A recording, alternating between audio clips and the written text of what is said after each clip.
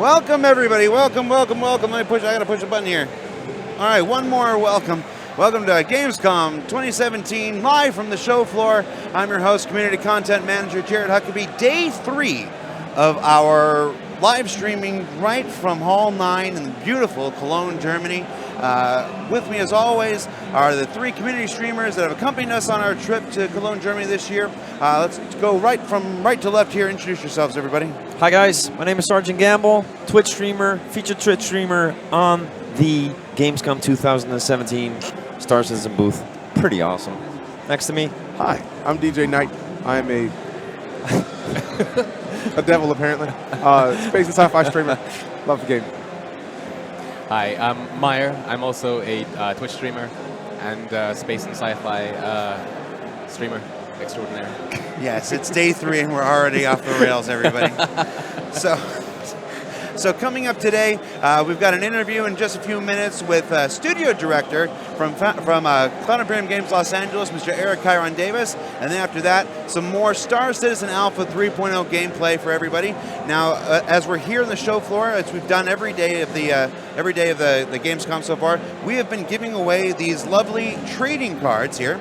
This is a trading card for an Ursa, and the trading cards have these QR codes on the back of them that allow you to go to a webpage and purchase these limited availability ships for the last time at their introductory prices.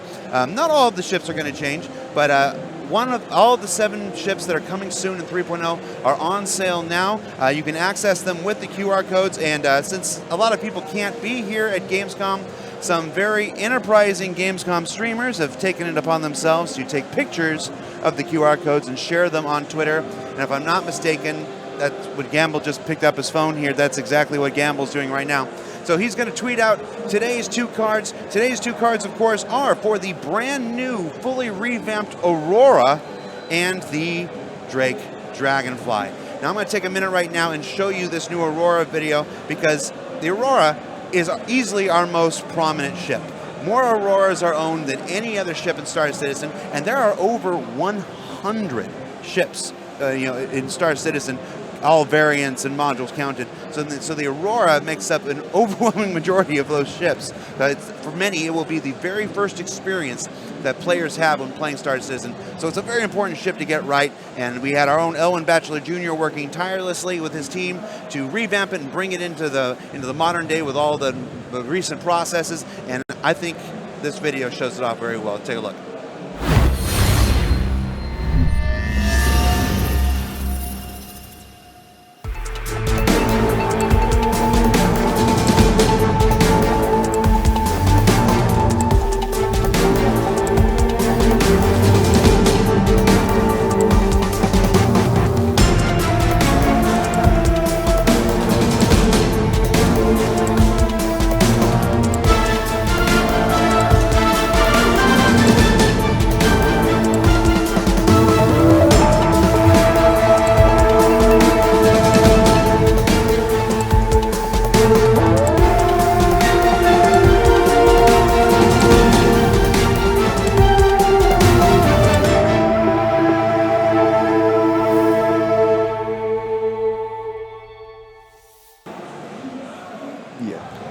Thoughts, gentlemen?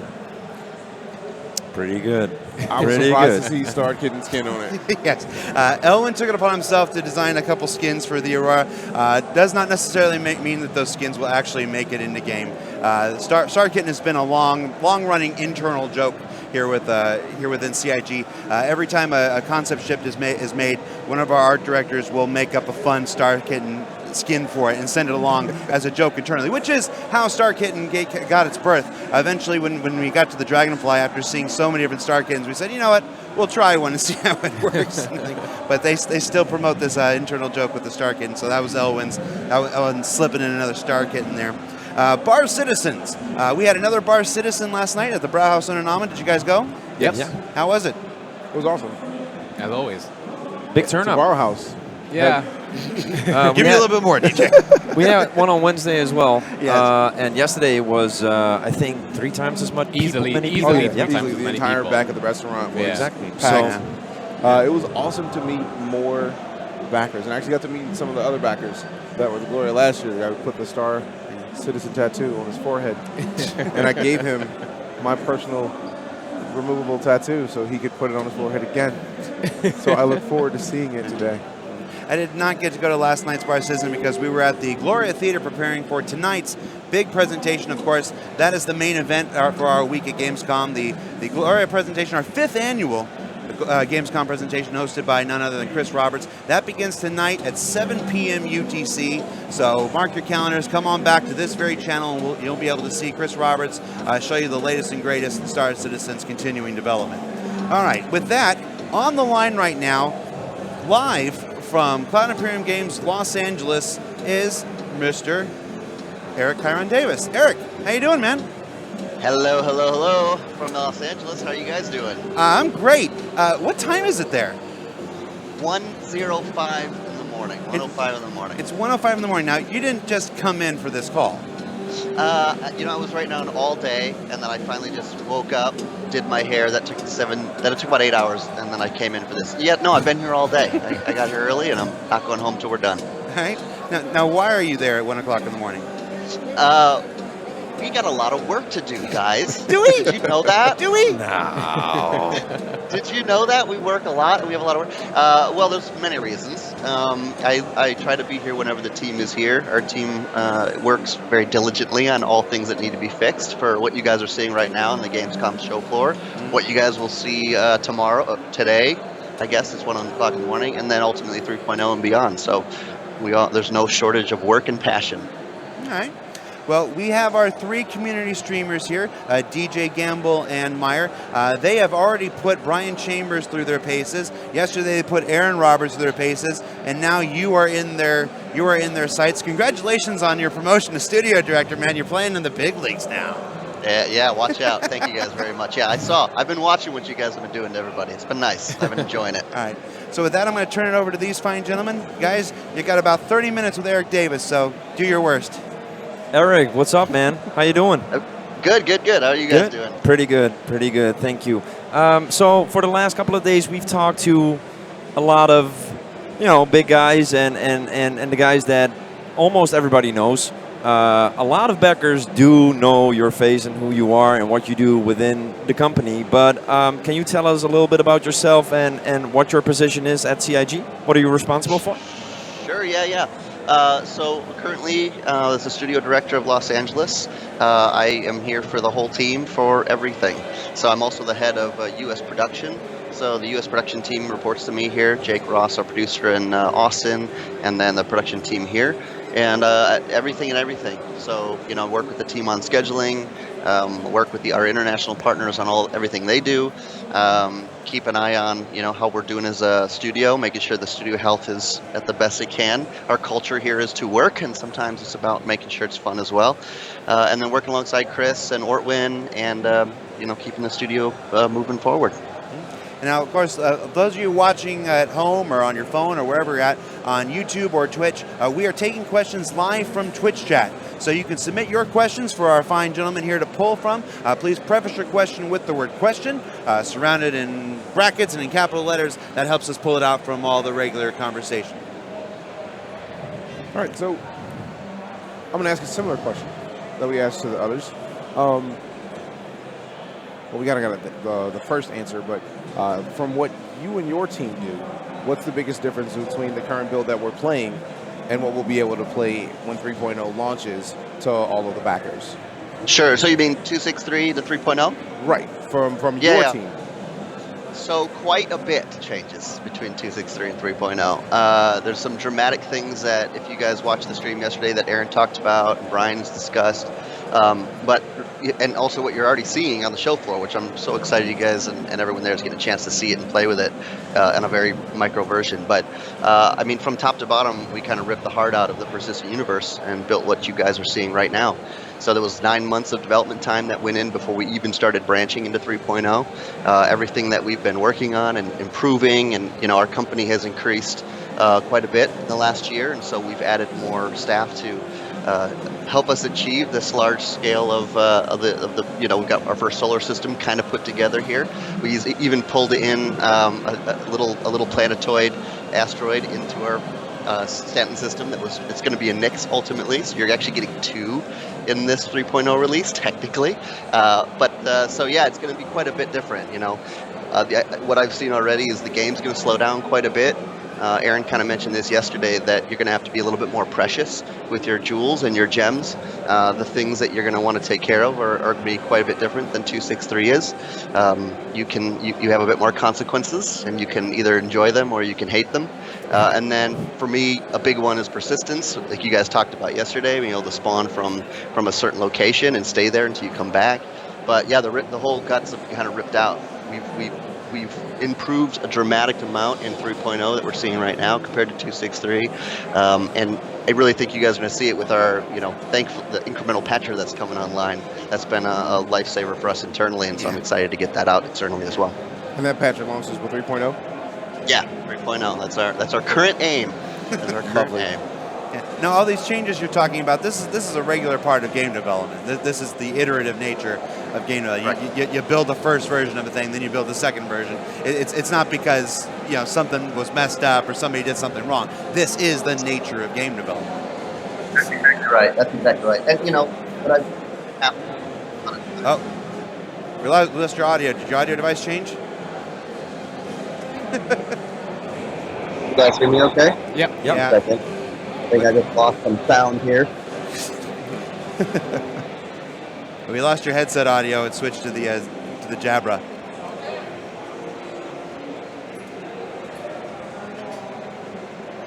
Let's go to the other side of the office and ask Jared. Oh, no. There we go. Go back. Wick. I answered. But I answered, though. We Too slow. Well, we worked tirelessly to get Eric Davis back from LA. Please forgive Eric. It is, again, 1 o'clock in the morning. He is at the end of a very, very long day. So here we go. Hey, I'm back. We got him back. Hold on. Where's I'm the back. button there? There's the button. All right. So yeah. So part of the ever-present iterative nature of game development. That's right. So no matter how much we test this stuff, right, it never stays together. So yeah, the iterative of game development. Yeah, this is absolutely part of it. And a lot of it, what happens is you get something online, you get some foundational tech online, you get to play with that tech, and then once you get that tech to a place that you feel good about it, you get to add to it. You get to iterate on it. That's the whole point of the iterative nature of software development and of game development. The difference with software development and game development is that we're also doing something that's creative, something that's supposed to entertain, something that's supposed to feel fun and be enjoyable. So there's an extra element of not, I've put all the bells and whistles together, I've put all the plugs together, and it works. It's, how does this now feel? How does this now go together? How does this seem? And because, as we, Aaron talked about this yesterday, but the massive size from 2.0 to 3.0 has introduced quite a bit new challenges, some that we knew were coming, some that we didn't know until we got here. And I've never worked on any project that didn't go exactly like this. Yeah. So we've heard from the Frankfurt office, we've heard from Manchester. So what exactly is it that your studio in LA does or oversees for 3.0? What have you been working on for this release specifically? Sure. So I'll tell you about 3.0, but that's just in general in the company. Los Angeles, we kind of have a subsect of all the departments around the company. So we have a small design team of the largest design team around the world. They kind of focus on more of our ships and a lot of our ship concepts, and then they work with our ship artists. And so they do a lot of ship fixing. The whole Item 2.0 conversion, we worked with some folks in the UK, but a lot of that was done right out of here in Los Angeles with Mark Abent and Paul Randell, and a bunch of, at one point, all of the team jumped in to help that conversion process. And then we have an engineering team that's led by our lead engineers, and then Paul Randell, who's been on the project since the beginning. He works out here. And then we also have a tech content team that's kind of held out of here, even though they're a global team, by Sean Tracy, our tech director of content. You guys might know him. And Forrest Steffen's out here. And then we have all of our character team is in Los Angeles now.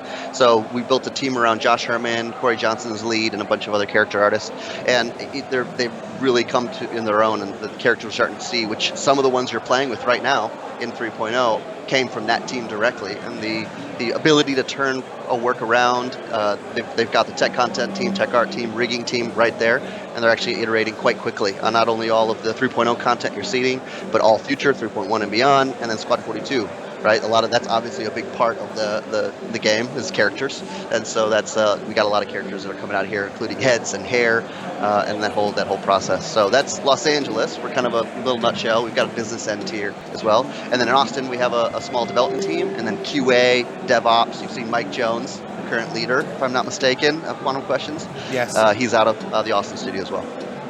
And those who were watching the stream yesterday will remember Paul Rendell. When we say he's everywhere, he showed up on stream yesterday to come and update the scripts for our builds Yes, he here, did. live in the middle of the broadcast. That was wonderful. So I took that, by the way, when I saw that, and I sent it to Paul, and he's like, I just had to get some work done. Yeah. Like, we all saw it. It was great. No, that was the quintessential Paul Rendell moment. It's like, I need your computer. I'm like, we're in the middle of a broadcast, Paul. It's like, I need work to do.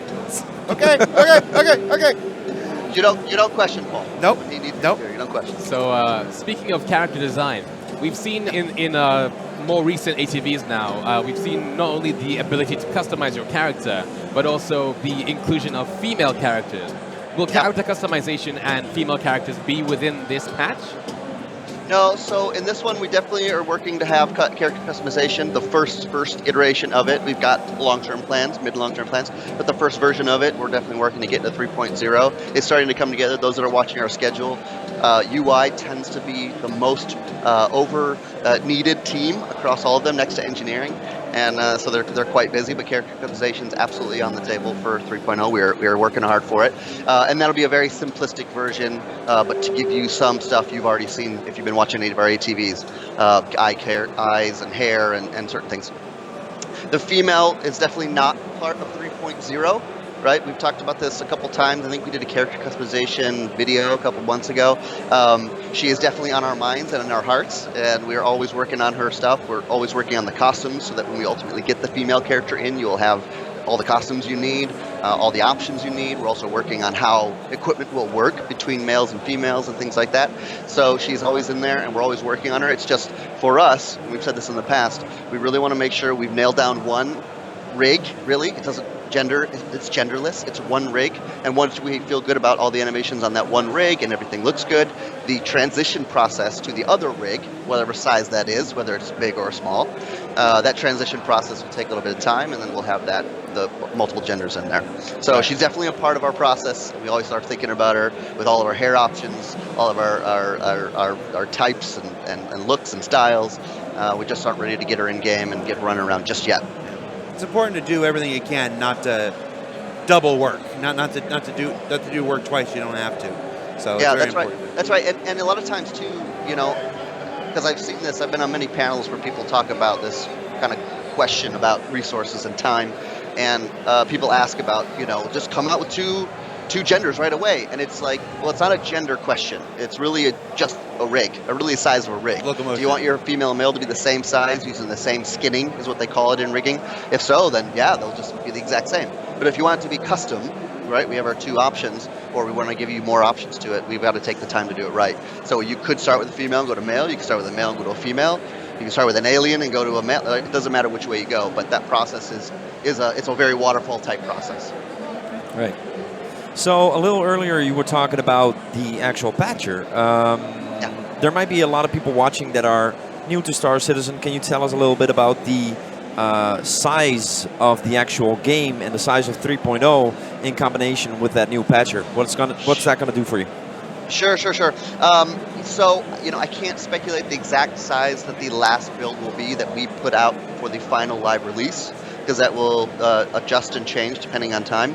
I think the last one I saw, if you started fresh, it was like 40 gigs. Please do not quote me on that, but I believe that was the number I saw. Obviously, with the amount of changes between 2.63 and 3.0, I can imagine it's going to be quite large. But the goal will be then to, as we make changes, it just changes the things you need to change. That's the whole point of an incremental patcher, right? To make those things faster. Not only has this helped, us speed things up externally, but internally as well. Imagine a dev having to build down on a 40 gig build every morning they come in. It'd be much nicer to just go, hey, that last build, there was only 3 gigs worth of changes, so make those changes and get going, get to work. So it saves us all time, and I want to say those were around the numbers. Again, don't hold me to that, but I think that's roughly what I just saw on something recently. Now, to bounce off of that question, Sure. you're saying you're not quoted, but 40 gigs. would the Delta Patcher ignore the things that are currently existing that, like, would it do its job of ignoring the things that you don't need to download and keep what is there of what people already have downloaded, and then you only download the difference between 2.64 or 2.6 So- in 3.0, or will it just be a fresh install? Yeah, so I don't want to speculate on it, because I couldn't Okay. tell you. A lot of the guys that are working on the intimate details of it could probably give you the information I would love to pass along. But I believe it will be, if not a fresh start, it will at least look at what you already have and what we might be able to save, because that's the whole point of an incremental patcher. This first one may be just a wipe, clean, and start, but I couldn't tell you exactly what it's going to be until we get ready to release it to you guys. I can actually answer that question because I've had this conversation with Benoit.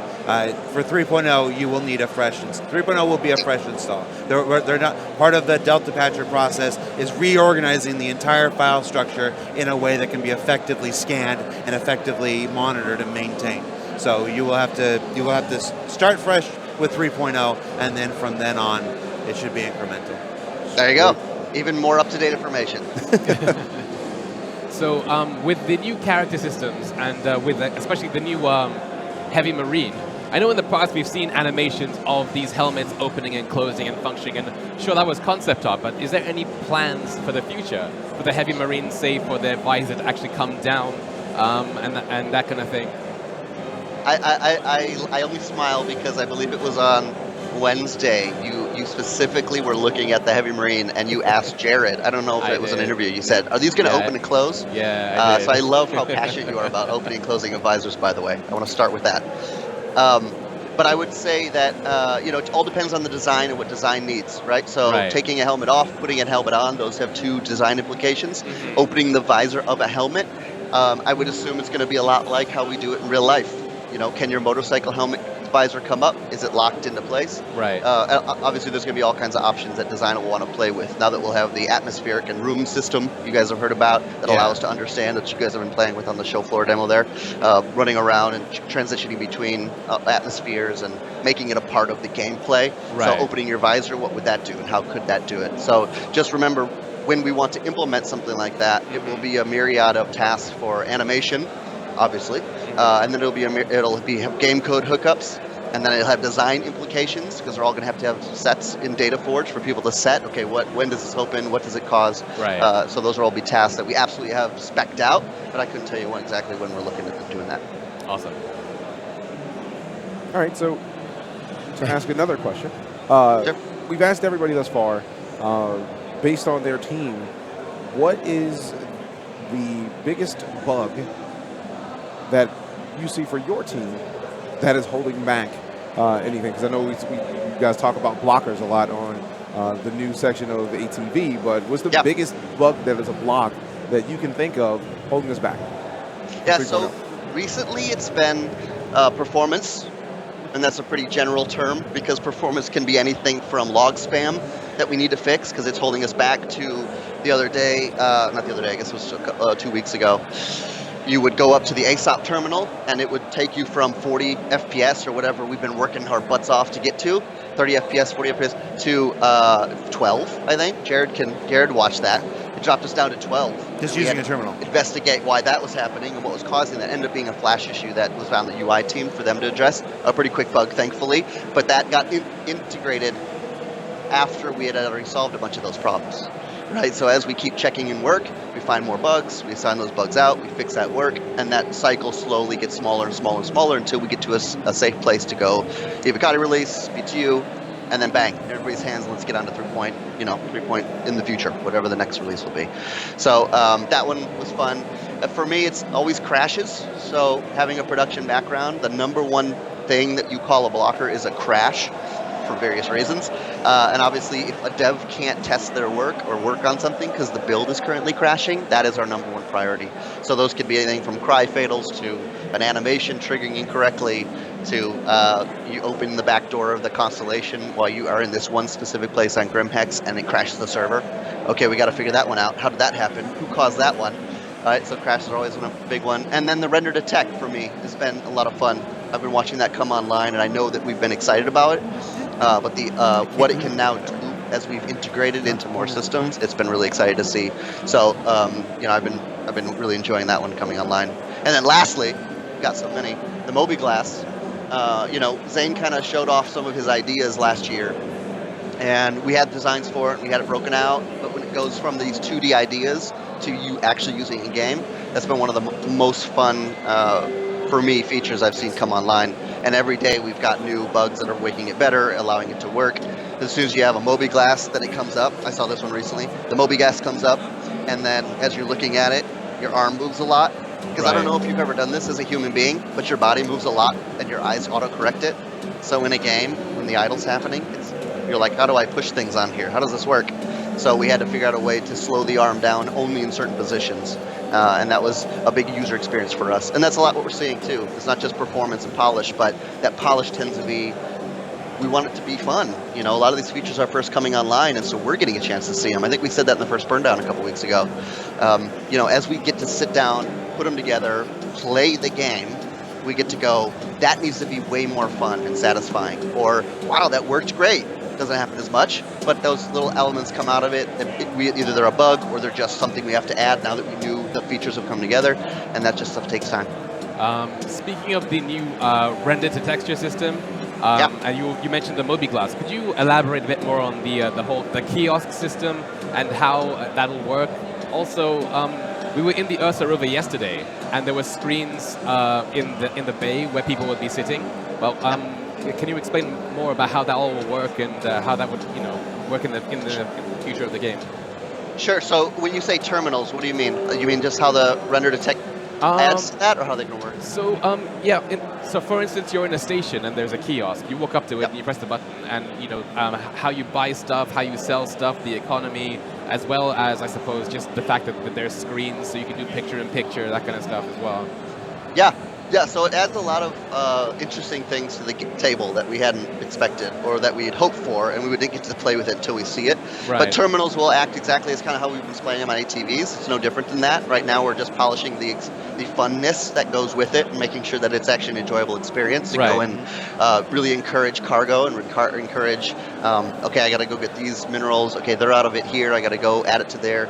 And because there's so many fundamental foundational back-end elements to economy, to an ever-living economy, it takes, you can't really get to feel that experience until we got those services going. So now that the services are going, UI's done their work, we've got the hookups to the game code, we can actually start seeing them, we can start playing around with them, audio's put their work on, we get to see how that kind of lays in.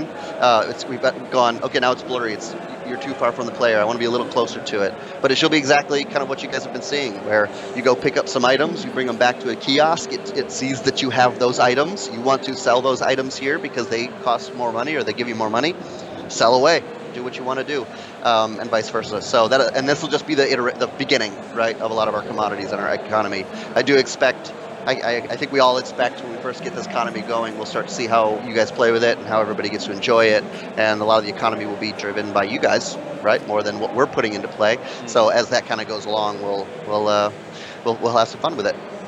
Sounds good. Actually, a question from chat is a pretty awesome one. Have you ever run into a bug that improved the game so you made it into a feature? Something like a happy accident. A bug that improved the game to make it into a feature. So, for example, if you're working on character animations and something is wrong in the coding and the character behaves in a certain way that you didn't think of before, and you're like, hey, that is actually pretty cool. Oh man, not necessarily. Keep thinking, Eric. Not necessarily a bug, but the original Big Benny's machine being physicalized was a bug. It was not supposed to be movable. It was a missing check mark in the item, and because it was the only movable item in the entire Stanton system at the time, it became a gameplay aspect. It became a game mode with people trying to do the Big Benny's challenge, and it eventually led to the creation of an entire storyline with what's happened with the people that have been stealing them and the Benny's Henge and thing. And that all started with what was essentially a bug. Thank and you, then Baron. Big Benny Stonehenge, right, was inspired by that. You're absolutely right. I would say that, and then, for me personally, I guess what I've seen people play with, especially once the Caterpillar came out, was flying through the Caterpillar or missiles flying through the Caterpillar. I think there could be a lot of fun gameplay elements that go with that. I can't think of one directly bug. course, other than the Big Benny thing that Jared said that directly, but I'm going to think of it. It's going to sit in my back of my brain, and I'll come up with that before the end of this interview. Actually, Eric, I guess you'll remember this. Do you remember when the Starfarer was added and people were loading Merlins into the Starfarer and then going into Quantum Drive and then launching from the Starfarer in Quantum Drive, and the ship and the Merlin was staying in Quantum Drive, and we were sending it around team chat we had never tested that. That was not an intended thing. We're like, we have parasite crafts in coordinated Quantum Drive, and it was funny watching the different programmers try to figure out why that was happening and why that was working. I think it's this system. Well, no, I think it's this system. And Chris coming in like, well, whatever it is, don't break it. That's right. That's absolutely right. And a lot of times, too, that'll happen where we'll see one of those or we'll feel one of those. And that is a perfect example where, we should add that to the backlog. That's a great one potentially for the future. But before we do it, if you guys have watched that scheduling live stream that we did, you got to break that feature down and understand what the impacts are, right? And then we'll move forward with what makes sense. Right. So cargo is something that we have not seen in this demo so far.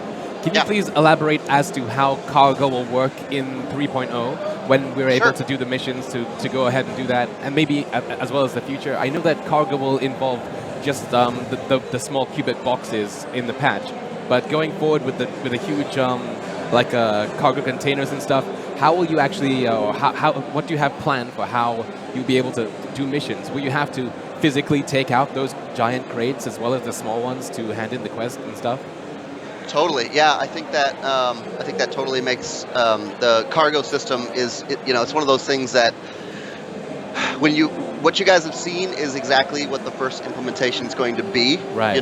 We've got a lot of other ideas for it, and we needed to see the system in action and see how it worked because there were so many different elements. The pick up and carry, the player interaction system that you guys have seen come online with the highlighting, and then a mix of our procedural supported and generated mission process and text. Right. So there's a lot of elements that kind of came into play, and as those have fallen together, it's been fun to watch our design team get inspired. A lot of times tech inspires art and vice versa. So as those features came online and as the designers got their hands on them, they got to get excited by, oh, now I could do that with that feature. I hadn't intended it to do that. So now it'll be kind of fun to put together. So cargo is exactly that, right? The first implementation is, we'll definitely have some missions. We'll definitely have a reason to encourage you to cargo, to be a cargo transporter and to make that one of your types of play.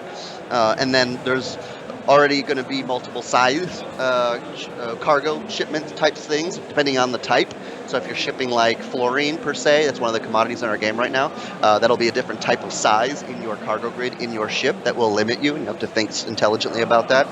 And this is just the first implementation, but yeah, your first pick up and carry is going to be that one box and that process of, we talked about before having different procedural generated missions that inspire different types of people going after different types of cargo, and then from there, that's just the foundation that we already intend to have more in 3.1 and beyond, more add to the cargo feature, add to the mission feature, depending on what it is. So yeah, it'll be, pick up, carry, take stuff, go selling commodities, and then people will take that system and run with it, which has been one of the most fun things I've seen every time we put a feature out. Nice. We talked about some of the biggest blockers that you and your team have had. What's one of the most exciting things that you guys have fixed lately that you just really feel awesome about and you think the community will do? Yeah, this is going to be a boring answer, but it is truly the performance. There are some things that we're fixing that we're taking the time now that we see even more of the impacts on it as we've gotten 3.0 to the scale that it's at and what we're shooting for. Some things that I would love to have fixed a while ago that are getting fixed, or that are getting improved, or that we're simplifying. Generally in game development, you don't do a lot of performance optimizations and you don't do tutorials and a lot of these things until right at the end, when you know what the entire game is going to be before you ship commercially. And we're doing that at the same time for people to play it right now, because we want everybody to have a good experience, even though we are very, very, very early, SC Alpha versions of what we're making, because a lot of our tech is still foundational. As you've seen features come online, like with 2.0, you saw physics grids. That was such an exciting moment when interior and exterior physics grids wanted to play nice together, which you still are seeing some of the bugs to this today. As we have that now, it's a feature that's taken for granted, and we can polish it and we can add gameplay on top of it. So as we start running into places where we've got a lot of our foundational tech in place. It's now add to it, make it better, improve it, because we just add a bunch of stuff together, like I was telling you for 3.0. But performance, man, I'm going to have to tell you, that's the one thing that I've been excited to see when you get in. And yes, we have some really great machines, but even on some of our not really great machines, FPS still being at a very nice place in a much larger play area with much more assets in the new way that we're doing it. So I'm sure you've seen some of our more emergent gameplay over the past couple of days with the release and catch from space and all that kind of stuff. I have. Yeah, like something that I noticed from that was, let's say maybe if I was to drop from the Cutlass and go out of sight, it would be very difficult for Gamble to see me. Are there any plans for like player-made beacons, both personal beacons and vehicle beacons and that kind of thing? And how exactly do you expect that to work? Especially like, let's say we're on Daymar, the moon that we have right now, and I'm in a Nox and I'm driving, I'm having so much fun that I run out of fuel and now I'm lost. I need some help. How is someone going to find me without a beacon? Are there any plans for beacons and that kind of thing? Yeah, beacons. We definitely encourage and we want Star Citizen to be a multiplayer game, which is what we talk about all the time. That's as with Item 2.0 allowing for more feature and more gameplay, and I think 3.0 is going to encourage quite a bit more of this. And then even as Aaron talked about yesterday, as we work to increase the player count to really bring more people together, more people in the world, as well as AI. I think that'll really encourage that. And so beacons need to happen. They need to be a part of our gameplay process, right? I think Aaron was mentioning yesterday our quantum linking, right, to make sure that you can play and fly with your person and quantum travel together and things like that. Those are always on our minds and always trying to find ways to make our multiplayer a multiplayer game. We'll leave the single-player game to Squadron 42. So we definitely have beacons as a part of our process. To what end they're in, I think we're shooting for something for 3.0. We're adding a couple other things into 3.0 that we haven't quite talked about yet because they've come online a bit quicker than we planned for. So hopefully we'll see that in the near future. Because weirdly enough, the more space you add, the more you need to encourage and remind people that there are other people out there and have to make sure they get together. Okay, awesome. A while back, I think it was a couple of months ago, we saw the first iterations of having faster animations as well. For example, if you're in a emergency situation that you can exit or enter your ship in a faster way. How are those animations coming along? Are we going to see them in the first iterations of 3.0? And how are we? Sorry, go ahead. How are we going to see? What's going to be the way to actually choose between the two animations? Yeah, so I guess you're talking about a lot of the cockpit enter and exits. Right, exactly. Showing off a little bit earlier in the year, or kind of sped up process, running up to the ladder, getting up quicker, not the sauntering around kind of thing. Exactly. Yeah. So, as our processes improve and as our pipelines get better, we look to find places that we've already got the foundation for and we're ready to iterate on because we have the bandwidth for it. And so, I know our animation director, Steve Bender, was very passionate, along with a couple of our animators, well, globally, but specifically have our ship animators in the Austin studio, where wanted to encourage that type of gameplay. As far as selecting between them, I couldn't tell you exactly what the design is behind that and what our plan is for it. From what I understand, it's just going to be faster, or we'll have ones that are faster because those look better and those are more fun to play with. But as far as selecting it, I couldn't speak to that even more than that. But yeah, that was definitely one that, as we got a chance to go, okay, we got the cycles, we got the bandwidth, they were next up on the docket to improve. I know Steve and Jay and a lot of those guys were really excited to see those increases and really bring that gameplay a little bit quicker in certain areas. Right. Would it be a possibility that the game will automatically recognize a critical situation? More or less like we have with the sound as well, that when you get into a battle situation that the sound will go up. Would that be like a procedural thing as well? It could be. It definitely could be. Remember, every feature you ask for like that requires game code, and there are most used team next to the UI team. Yeah. So engineering would have quite a bit of work to hook that up to our emergency states. So you guys have seen, I'm sure you've seen a couple of our videos where we show off some of the emergency states of some of our ships. So we have the lighting options for that to remind you either you're under attack, you're about to die, your ship's going to blow up, something, you need repair. Whatever the case may be, that is definitely a part of our game code hooks, kind of the light states or emergency states. But yeah, why couldn't you hook more things up to that to be recognizable, for sure. Right. But I couldn't tell you exactly if we're going to, I'm sure we got that in our back pocket somewhere, but not just yet. We've actually seen a question in the chat in regards to player ownership. Is there anything you can talk about as far as the differences between our current build and the 3.0, where player ownership is going to come to account as far as like money or assets or things like that? What do you mean? Like, or for instance, the amount of Alpha UEC, like things that you can buy with Alpha UEC, things that you can have as assets, in regards to not necessarily the economy, but how people play the game. So, like, will there be more to buy with Alpha UEC or that sort of thing? I don't know if I could speak to that any more than Aaron did yesterday. Gotcha. Maybe. I know. I saw what Aaron said. I don't know if I could add anything more to what he said. Touching upon that as well, will we be able to? So I know Aaron mentioned we'll be able to share missions. Will we be able to trade less than physical items, such as UEC, between players? Sure. Yeah. You know, we don't have that necessarily going into 3.0 right now. It's definitely a part of the design as far as future potential trading options and things along those lines. Right. 3.0, from what I've seen, it's not necessarily a part of that patch. But, you know, all these great options are always in our back pocket for future designs. Right. For 3.0 at the moment, there's no direct trading. There's no, you can walk up to somebody, open a window, and trade items or money.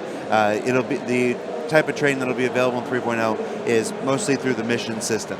It's if you create a mission that says, get this and I'll give you this much money, they turn this thing in and that's how you transfer money. It's the very, very first iteration. It's done through the mission system at this point. But yes, something definitely that they're working on. So a question less about the current build, but a more concerned viewer in the chat asked, because they're aware that I think it's like, what, 2 a.m. for you right now? They were asking, on average, how long do you work every week? That's always a really hard question because... So there's nobody, I think, in the world that wants this game out and all this stuff done more than the people that work here. And I think when you care and are that passionate about Star Citizen, Squadron 42, and what we're doing here, you're never not working. Right. If that's not cheesy. Yeah, that's true. I would say we try to achieve 8 hours a day, 5 days a week, and then we go from there. But I couldn't tell you exactly to what number everybody works. I think we all, you know, and you got to remember, everybody has different expectations based on what their workload is, based on what they're doing, based on, you know, if we're coming up to a release, or you're working on development, or you're working on a feature, or you're working on bugs. So that fluctuates just like any company. But we are still a business, so 40 hours a week is our target. But a lot of us go maybe a little bit more than that sometimes. Nice. And then you get home and you spend 3 hours checking your emails when you're supposed to be talking to your loved ones. And yeah, it's yep. So that's right. There's the work at the office, then there's the work at home, and then there's the work laying in bed when you can't sleep. And it's really hard to. It's just a lot of work. All right, we've got about 5 more minutes. What else you got? So we've seen some of the awesome work so far in 3.0 with the PBR, physically based rendering on the UIs on the ships. Like I can peer over somebody's shoulder and see their Nox user interface and stuff, and it looks really awesome, regardless of if you're sitting on it or standing and watching. The Moby Glass is a way of a player to interact with their possessions, to talk to other people, that kind of thing. And I assume it uses the same kind of system. Will other players be able to kind of like peer over somebody's shoulder and see exactly what they're doing on the Moby Glass? Do you want them to? To a degree, I would personally. I would kind of love it so that there would be a chance or an option to, maybe not specifically for players, maybe to see only a snippet of that. I don't want to be able to read somebody else's chat because I don't want somebody to read my own chat. But to let's say that person is a bounty target, like a player sanctioned bounty, and you want to know about like where they're going, what they've charted, what they've plotted, or how much UEC they have on them right there. Like that's kind of the kind of information that I kind of want if I was to be a bounty hunter kind of thing. Sure. Yeah, so, in the real world, let's pretend you had a Moby glass on your arm, right, and not just a cell phone in your pocket. Right. I would imagine that they could probably see everything, unless you had some sort of privacy setting. Right. So, having said that, as of right now, yes, you absolutely can, right? You can see it right now in the build. Right. You guys I've been watching you guys enjoy what we've got so far in the 3.0 build. I think you should definitely try it. I think you should have somebody look at the Nox. I've been watching you guys open the Nox up and try to do something and try to control it. But that's absolutely in the game right now. Right. Will that stay, or will we iterate on that in the future? That I couldn't tell you. I couldn't tell you what we're going to kind of push forward depending on how it goes. There's definitely a privacy element that comes with all the things that we do. Okay. And there will be a lot of discussions around that as those features come online. But again, these features are just coming online. So the Moby Glass before, in 2.6.3 right now, can you see it on somebody's screen when they open up their Moby Glass? Yeah. So we'll have to iterate that on and see. But definitely the tech has that option right now to be, if in the real world someone's sitting over your shoulder to look where you put your cargo, then they can go steal your cargo, right? So we'll kind of see how that goes. That's really cool. So I'm going to have to be using my Moby Glass around corners then to make sure that nobody's looking over my shoulder. This will be DJ Knight to be over here. Just like when you use your phone in a meeting. Because I'm under the desk. going to be a bounty hunter, so I love the idea that I could be walking past somebody and glance at their Moby Glass and see that, oh, you have that much of that. Cool. Go around the corner. Hey, how about we just put a mission out for this guy's cargo? Thanks. So now will telescopes be in the game so I can look at people's Moby glasses from a distance? All right, time for one more question, guys. So, Star Citizen is obviously for a new player, it's a pretty hard game to get a hang of it. We have a lot of key bindings, a lot of different mechanics in the game itself. A while back, we had some sort of a tutorial kind of playground. Is there any chance or possibility that we're going to get that back in 3.0? Because there's so much to remember about this game. Yeah, sorry, I can hear everything that's going on in that play floor right now in my ears, so whatever everybody just screamed about, I'm very excited. So you're going to have to tell me about that after the interview. Amazon is giving away Fire tablets. Yeah. Perfect. Get me one. The tutorial. So the tutorial for Arena that came out with Arena Commander is the one that you guys are talking about, right? With the pilot. One Gilly. Right.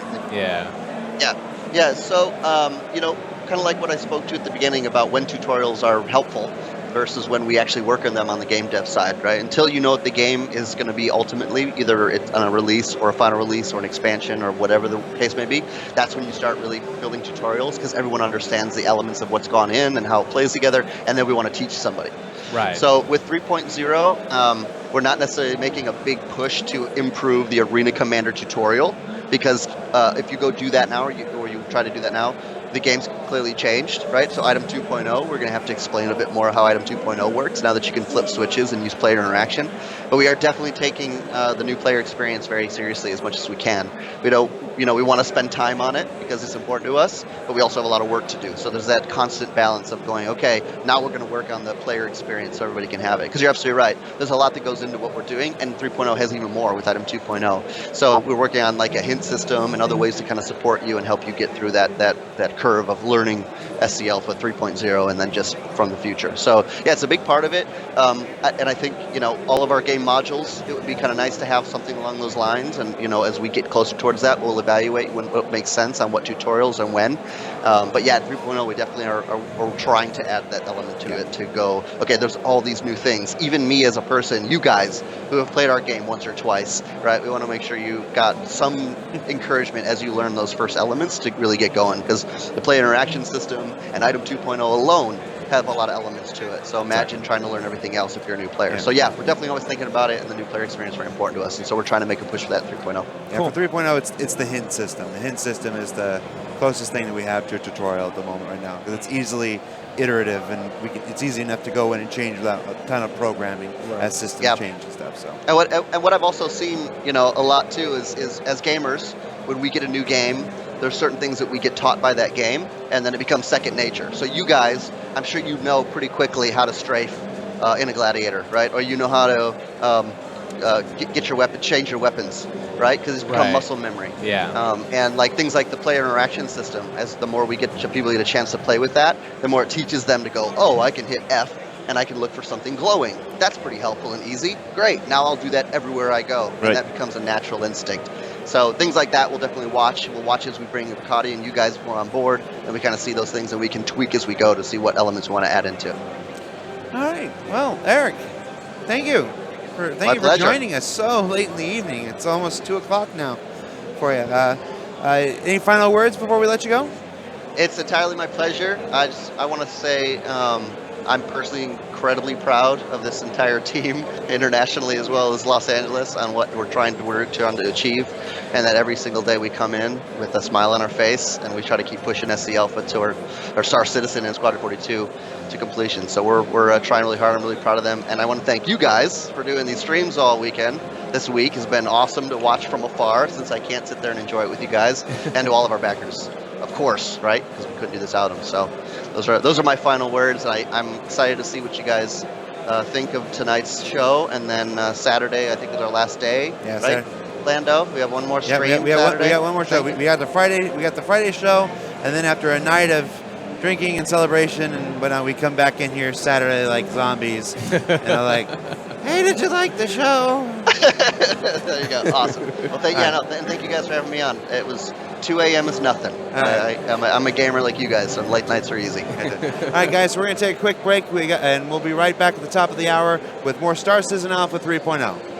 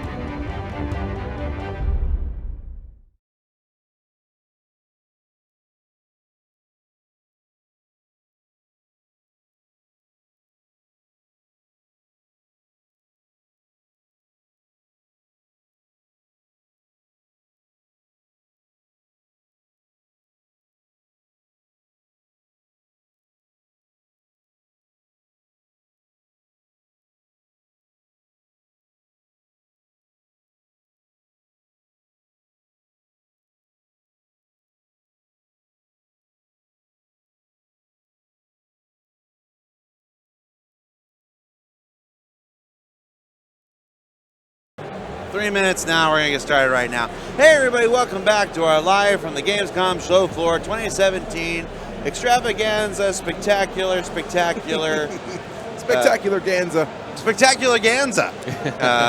I'm your host, Community Content Manager Jared Huckabee, and with me this week, Sergeant Gamble, DJ Knight, Hello. and Meyer Test. Now, we just closed up our interview with Eric Davis. Eric was kind enough to call in from sunny, beautiful Southern California and answer questions about our overall game development for Star Citizen Alpha 3.0 and Gamescom. We are getting ready now to play Star Citizen Alpha 3.0 with everybody here on the show floor. Now, you'll see here, we have all these people in line waiting on the show floor. Let's show another camera here. The line goes around the booth on both sides. We have about 10 terminals on the floor and then 12 terminals here, and we're all playing together. Now, in order to let everybody who comes through have a fair shot at getting a ship and getting a weapon, the server is designed to reset about every 15 minutes. So because we are playing in the same server as those who are playing there, our server will reset every 15 minutes as well. So with that, let's jump in with DJ and Meyer already in action. DJ, what are you doing? Well, I was just mowing somebody down with the Noxazole. I As you figured do. that was a fun thing to do. As you do. I mean, it's got to happen on occasion, right? And I felt like he was encroaching on my space. I claimed that Gladius, so they had to go. Sorry. So this is a little area that's on the surface of Delamar. We're affectionately referring to it as the Planetary Playground. That's not an official naming or anything. It's just an area where we've put some spawn points, added in some of the new ships that are being added into 3.0, as well as some old fan favorites, and let people jump in and explore a little bit about what Star Citizen 3.0 has to offer. So where are you going, DJ? I'm going to check out the outpost. Okay. I haven't checked out all of these over here because the one that I've done the most exploring is the one that's up there on that mountain point. So I figured to come and check this one out. So, meanwhile, in the spawn point, I just spawned in, so I'm looking around and I'm kitting out my character. So right now I'm walking through the through this crash site of a caterpillar with the new heavy marine armor, and I've managed to secure myself the new railgun as well as, I believe, one of the newly refactored ballistic rifles. So I'm just having a good time here, looking around, enjoying the sunset. Hold on, Meyer, not to interrupt. DJ appears to have found what is that? Some loose change. Oh, some pills. Yeah, apparently. That's what, no, Those are that's pills. medication and some change. There's a question mark on that pill. That's quite worrying. See, that would be a problem, though. Are you able want to to take a pill with a question mark on it? Are you Is that a able good to look? zoom in on that? That is zoomed in on that. There it is. Oh, even we can more do a so. little bit more. So, yeah. There are some hearts in there. I don't know about this alien one, right? Say- Like in this universe, with the Vandal existing, and we know that aliens aren't necessarily the friendliest. I mean, why would would you you Say want no to to take that? drugs, people. Say no to drugs. Would you try it? That's the question. I don't live in this universe, but probably not. No? I don't know. Like I the mean- Vandal have wrecked. Yeah. Okay, Meyer, The let's take a look at that railgun.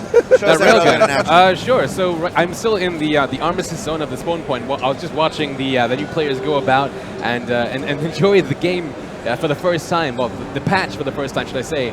I need a few more seconds to get out of the armistice zone so I can bring out the weapon. But luckily, I have myself the new Nox speeder bike to get there ASAP.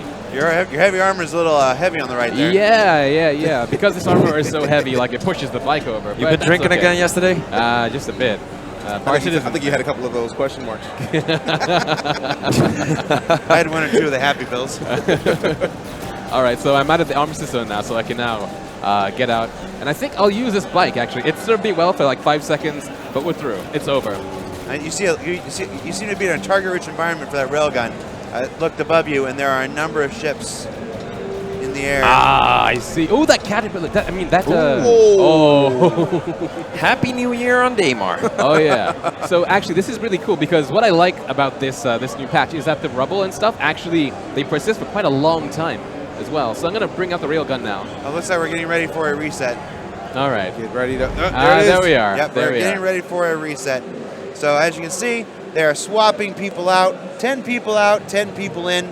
That'll take them a few minutes to get going. While we're on this break, let's take a look at the other trading card that's being given out today. Another ship that's been brought back for sale. It's coming soon in Star Citizen Alpha 3.0, the Drake Dragonfly.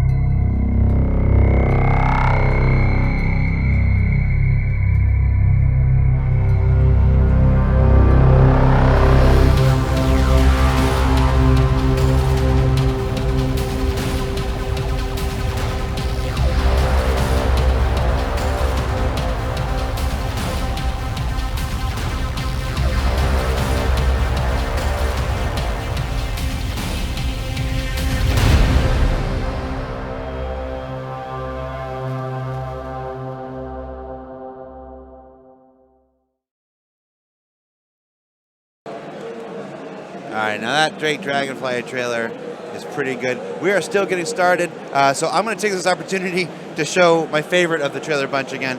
This is the Ursa Nox trailer.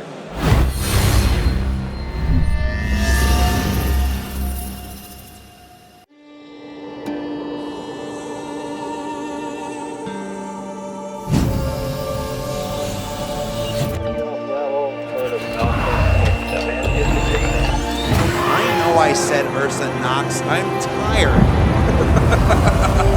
Very, very tired. This is the RSI Ursa.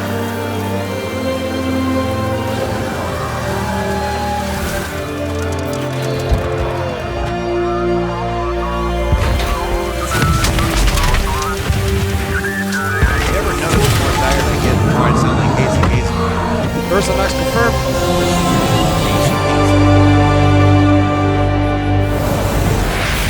Ghostbusters are at it again. Where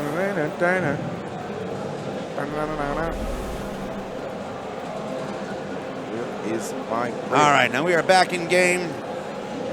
Indeed, and I've just found myself a new Nox as well, so once I get inside and leave the Armistice Zone, I'll show you guys just exactly what this this new railgun can do after the usual mount.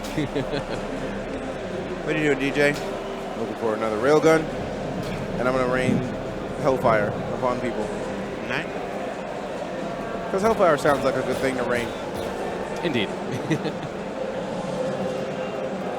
I don't want to rain like Star Kid plushies. That's not cool. But Hellfire, though, that I can do. No. Meyer. Yes. Where are you going? So like I said, I was just going to show off the new railgun and then demonstrate its power. So again, this is the new railgun here. It's brand new to this patch, and it's a ridiculous monster of a weapon. It's by Apocalypse Arms, one of the in-game manufacturers. Each gun, each ship, each pair of underwear has its own manufacturer in this game. Oh, but before we shoot our ship, let's go ahead. There you go. Finish him. Take out this Cutlass. The Cutlass as well is one of the new ships for this game. Engine. It's pretty robust. Engine. All right. Charge now. Nice. Was a good shot. Charge. You have to wait before so it glows. There we go. Bang. Oh, Got yeah. him. Yep. He's still flying, though. He is still flying. Man, that Cutlass is a tank. It is a tank. Got him. Might be able to hit this Gladius if I'm lucky. Now you are seeing the kind of dogfight that happens when you have 10 people who have never played Star Citizen before. It's true. I love it, though. Look at it. It's like a little convoy or something. That Aurora's going to die. Oh, that was a pretty sweet maneuver by that Gladius there. Yeah, that Aurora is going to die without my health, but I'm going to try anyway. I missed just. All right. How are you able to miss? How are you able to commentate? I have a mic. The salt. All right, so DJ has got himself a Cutlass now. What are you doing, DJ? Since I couldn't get out fast enough, I figured a good thing to do would be to step over here, hop into this ship, and actually do some firing. So I set one of the I set the plate ready as one of my switches, but I can't remember which one I set it to. There we go. You gonna get in on some of this action? Oh yeah. All right. So off camera, I just saw the coolest thing, so I'm going to try and recreate it now. 1 second. All right, so I'm going to get one railgun. So, look, DJ, how does the new Caterpillar fly? The Caterpillar. I'm a sailor. The new, yeah, the new Cutlass. How does it fly? How does it compare? Feels good. Feels good. I haven't flown in a while, so it's hard to say how it compares. Right. But it feels right to me. That's good. Like, I think one of the things I love about this game is that, like, all the different ships, like, especially the larger ones, they feel large, and the smaller ones feel really agile. Like, how maneuverable is that compared to, like, say, the Aura that you've flown in the past so far? Whoa! All right, well, you just survived contact with a Gladius. He just broke himself against your body. He did it. It was his fault. Should have known better. Don't you hate it when Gladius just splatter on your windshield? It's the worst. It's the absolute worst. Whoa! And again, Hey, if I can tank my way through it, I'm gonna. maybe not so much. Not so much at all. The explosion. Hey, what are you doing, Meyer? Right, so I don't think you guys got to see the full destructive force of this railgun. So I wanted to show you exactly what it can do against something like the Nox.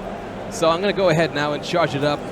And as you can see, it has several states. So it's charging, it's ready now, and I thought that was really cool. Fireworks for days. All right, I'm gonna go find the Ursa rover now, and then take myself to DJ. We can do some multi-crew stuff maybe. No.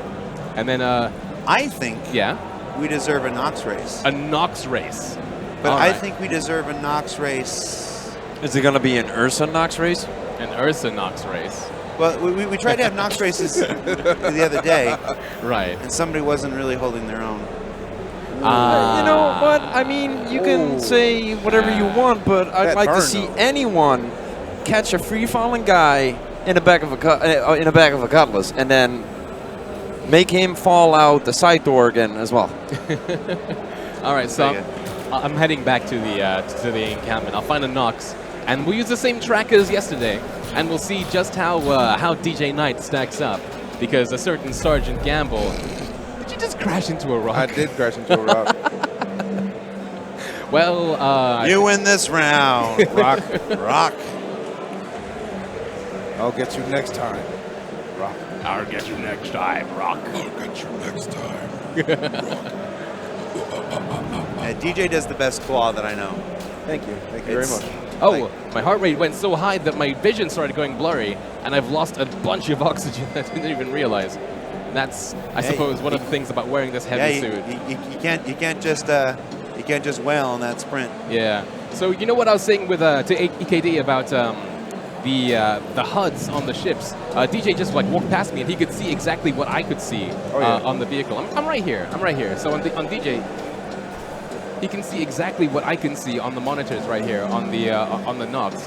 And this will be really, really awesome in multi-crew ships where you have several people on the bridge. Maybe you have a guy on the captain's seat, and he's looking at his helmsman. He's telling his helmsman, set course to this way. He wants to make sure that guy knows exactly what he's doing. He wants to be able to see the shields and the shield strength on the other person's seat. It's all going to stack up and make this game just that much more immersive, because you can see everything.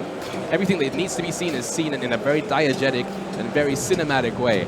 Let's get moving. You want to see a Nox? I mean, you want to find a Nox, and then we'll race? All right. I was going to lay down on that one.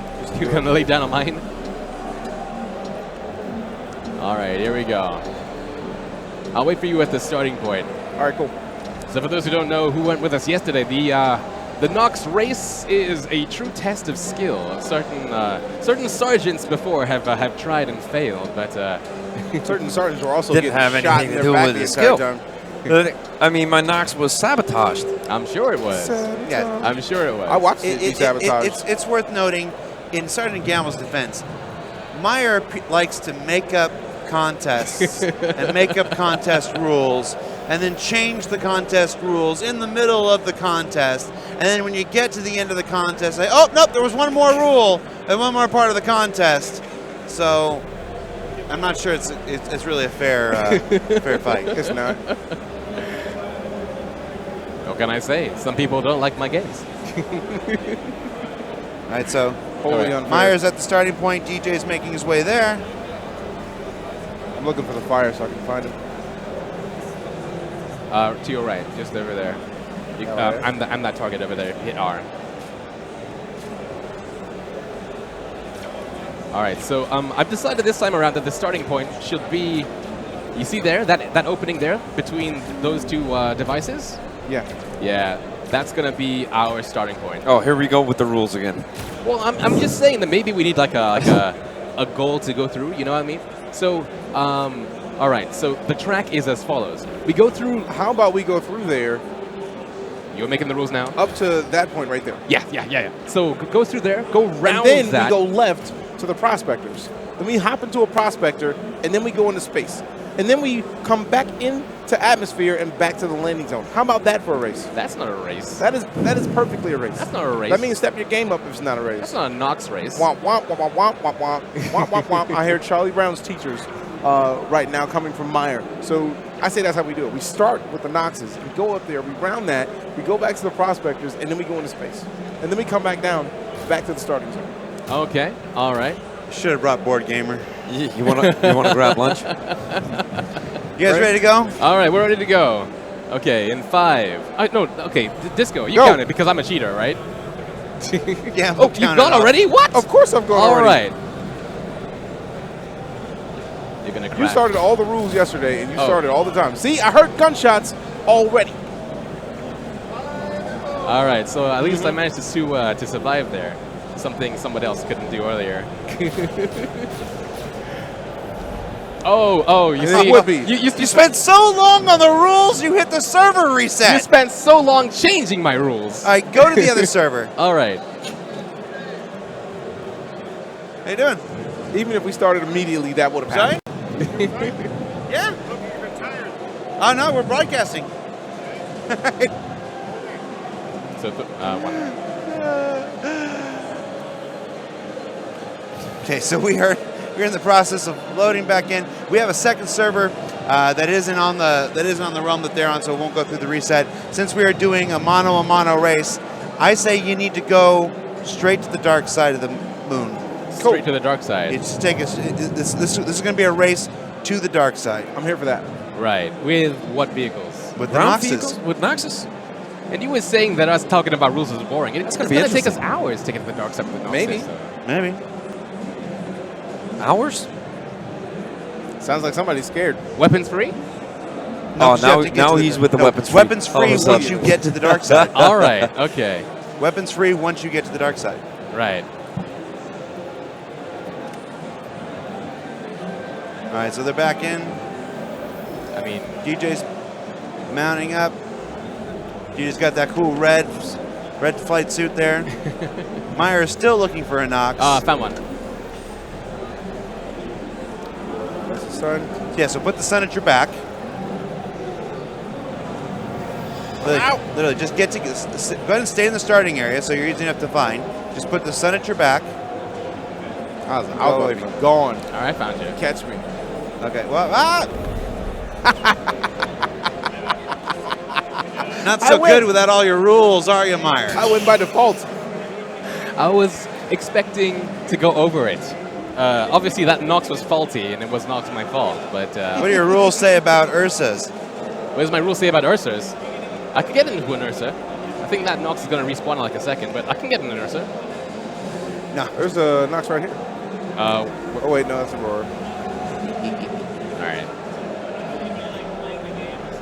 So we haven't actually showed off the Ursa rover today either. Get in a Nox. Get in a Nox, but you just talked about rovers. No, I said you crashed into a rover. Oh, right. I see. All right, we'll find one. That's one right over there. Are you shooting at me? Hey, Board. How long would it take you to get to Cologne? Board Gamer in chat. All right. Hey, Board. What's up, man? All right, I found one.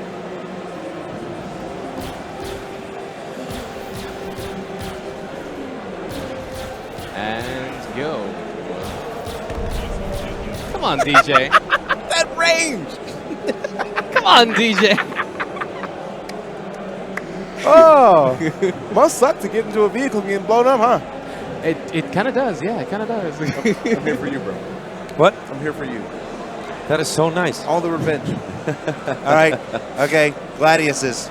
Gladiuses. Since we're out of Nox at this point. No, it's respawn.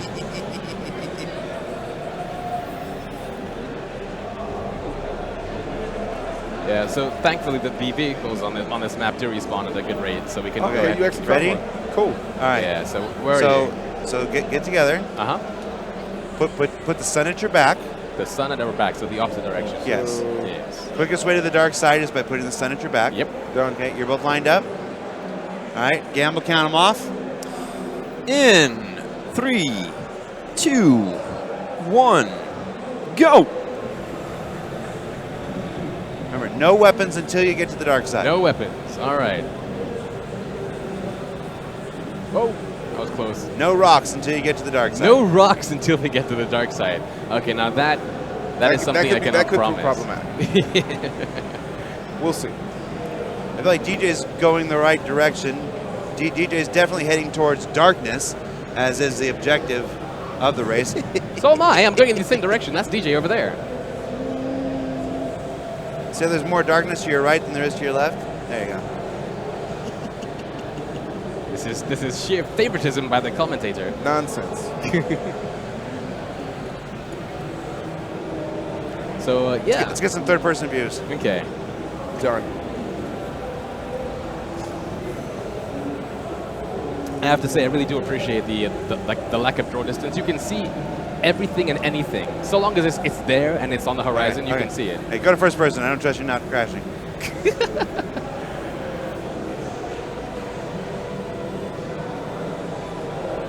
I would tell you what. Woo! That Willie, though, with no wheels.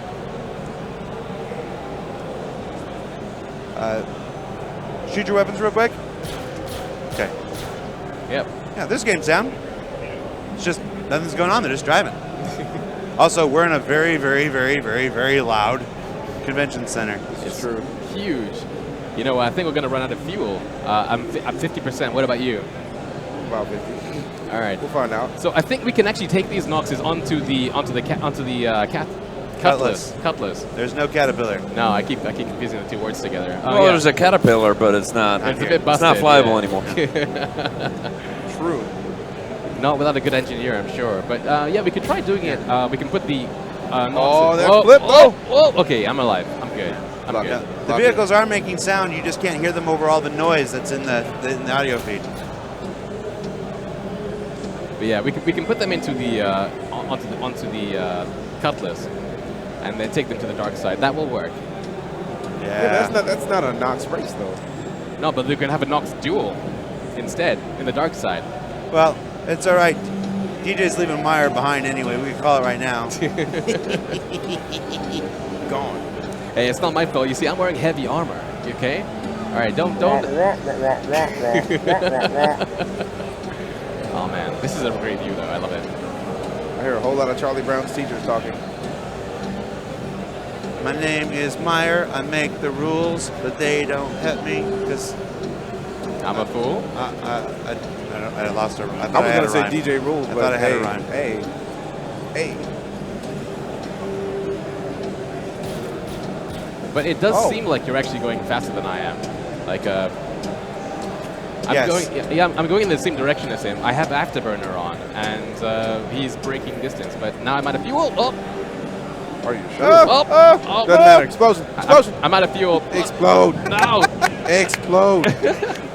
Explode. Good job, Meyer. Don't explode. You know you want to explode. I'm out of propulsion right now, so it's just like it's lost its balance. There we go. All right, let's go ahead and reset. Let's get into Gladiuses. Okay. Let's get to the dark side of Gladiuses. Let's do the same Gladius race we did yesterday. Okay. To the dark side, land. First person to land in complete and utter darkness. Right. Okay. So go ahead and reset yourself, DJ. All right, go.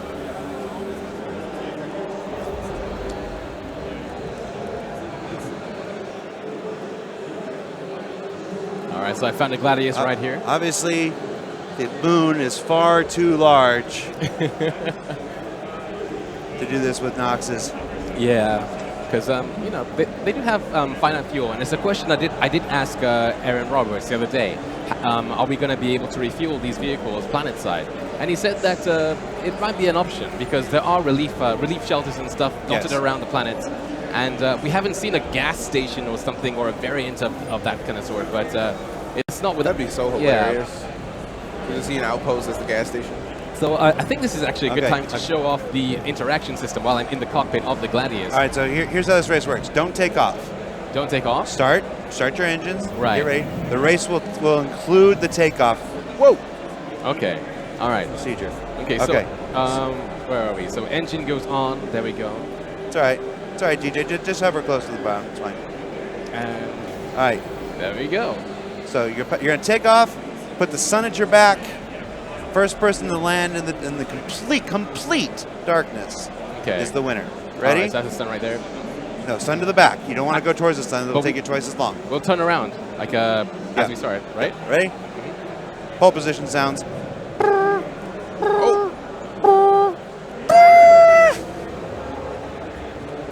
you believe I'm not a pole position sound person? Sun at your back.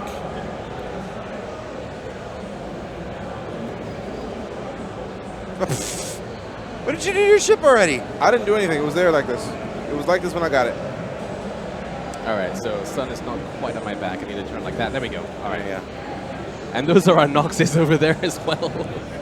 So we know exactly where we're going. And of course, oh yes, DJ is going higher, which is actually a good tactic because the further you are away from the surface of the planet, the faster, in fact, that you go. And yeah.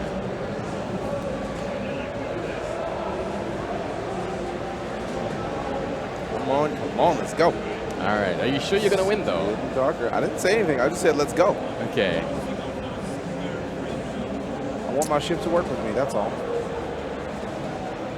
I see this, and I remember the People to Planet video, and just how unrealistic that seemed at the time. And now we can just, like, fly up and fly down. There are no invisible walls, and it all works. And, like, I haven't really seen any pop-in whatsoever. What about yourself? Like, no texture popping or anything. Ridiculous. DJ, give me something to look at other than complete darkness. That's kind of the idea, though, right? Let's get to this complete darkness. To complete darkness. But I'm trying to put on a TV show here.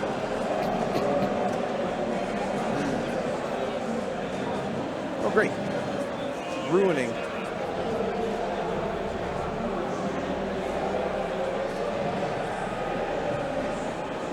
Yeah, I love this ship so much, man. Oh! See, trying to give something cool, ruining the sun at my back. The failure is absolute. All right, let's start heading down. Okay. We're now making our descent towards Nightmare. You don't get the same points for the same joke twice. Oh, that's awesome, though. Check it out.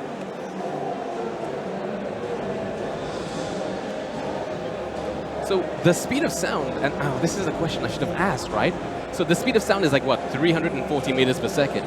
Right now I'm going about 660, but I know that we go slower when we're closer to the ground. I guess I'll find my answer when we get lower, but I was going to ask if there were any plans on like sonic booms and stuff. They're investigating. I've already asked that question. Okay. Not for 3.0. Not for 3.0, right on. They have to see how that would affect sending endless sonic booms to everybody's client, overloading the memory, the audio buffer. Right. Sonic boom. Sonic boom. Just have that audio. Oh, give me that shot with the contrails. Oh, yeah. That? Yeah, you had a head-on shot. There. Okay, like that, right? Sorry. I can zoom out a bit, and then... There you go. Yeah. We're making good TV here, people. Making good television. All right. I'm going to start landing now. So follow him down. Whoever's behind, follow him down. Like, try to land in the same place if you can. Right. We're getting a lot of different stats in the chat of the speed of sound, though, Meyer. Oh, I Googled it before I asked the question. I believe it's 340. Yeah, can you guys see each other? Have you found each other? Oh, my God. I'll see you in hell, DJ. Sounds good. Sounds good. Right. Oh, man. So that is the disadvantage of going into orbit, in order to get to the dark side is you can't quite tell when you're landing. Now, Maya, are you going to be able to successfully land? Yeah, I'm using this as a rangefinder so I can see exactly what. Oh no! Yes, I'm alive. I'm alive. She's just a scratch. All right. She's just a scratch. It's only a flesh. Go ahead and land and dismount. Okay. Landing, landing, landing. And dismount. I'll leave the engines on so we can have some light too. Surely, like the way like the lighting is actually reflecting on the textures of the planet. It's looks beautiful. Yeah, like It everything. does. Yeah, it just every single thing you do in this game is a screenshot. You see, I'm not even damaged. You know, not even a scratch. Talking all that smack. Turn your flashlight on. My flashlight. Inspect your ship. Inspect my ship. Okay. Inspect your ship. Landing gear on the ground. Awesome. Seamless. Unscratched. Hey, so seeing as you're still in the Gladius, how about a game of cat and mouse? So I'm gonna come back to go back to Daymar. No. Let Like DJ you're come already to on you. Daymar. Sorry? Let DJ come to you. Okay. Let's go. Let's go. Blair Witching. Go Blair Witching. Okay. I like the plumes of dust and stuff you can see as well in the atmosphere, just like going to doing their own thing. I think it might not be complete darkness either because we can see just a bit of the sun there too. All right. Let's go with this. What is that? What is Check it out. Right in front of you. In front of me. I think that's the sunset.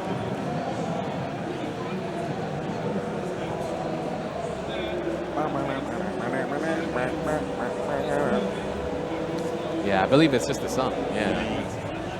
So there's not going to be a reset on this server because they're in a separate server that the crowd is in right now. All right. So All right, let's go back to your ship. Stay close to your ship. DJ should be able to lock onto your ship. Yeah, all the systems are in. So he should be able to see it even if I'm not inside it. The same way he could see the we could see the Noxes when we were taking off before.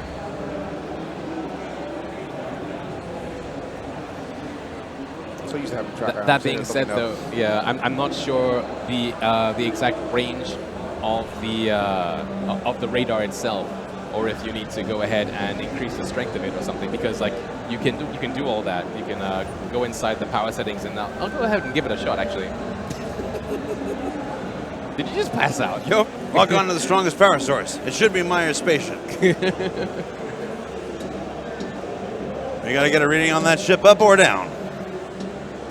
All right, so where are we? We need to just take off slightly. I wonder if you have to be within a certain range to see it, because Yeah, there must be a maximum range on the radar, which is over there.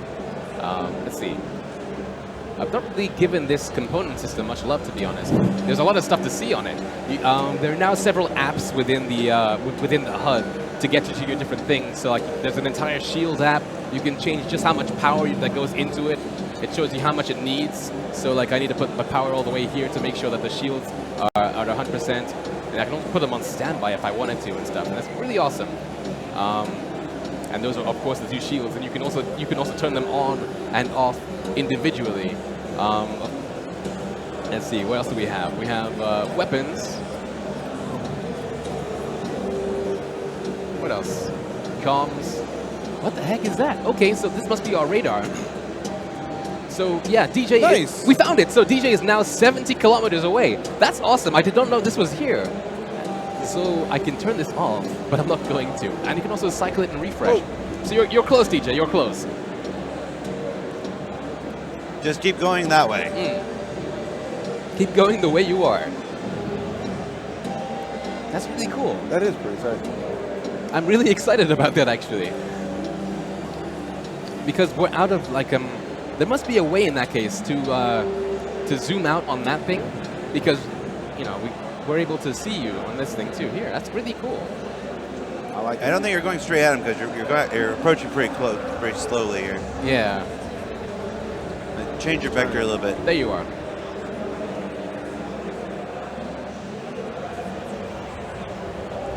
Change your vector a little bit. Oh yeah, this is slower. What's your vector, Victor?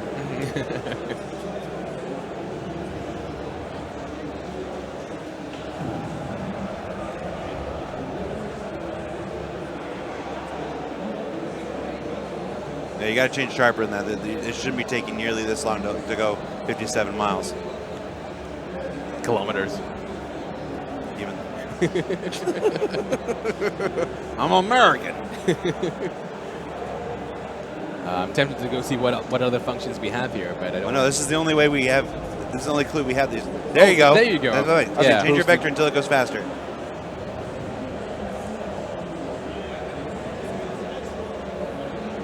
So you seem to be like more in this direction. Yeah, it's speeding up.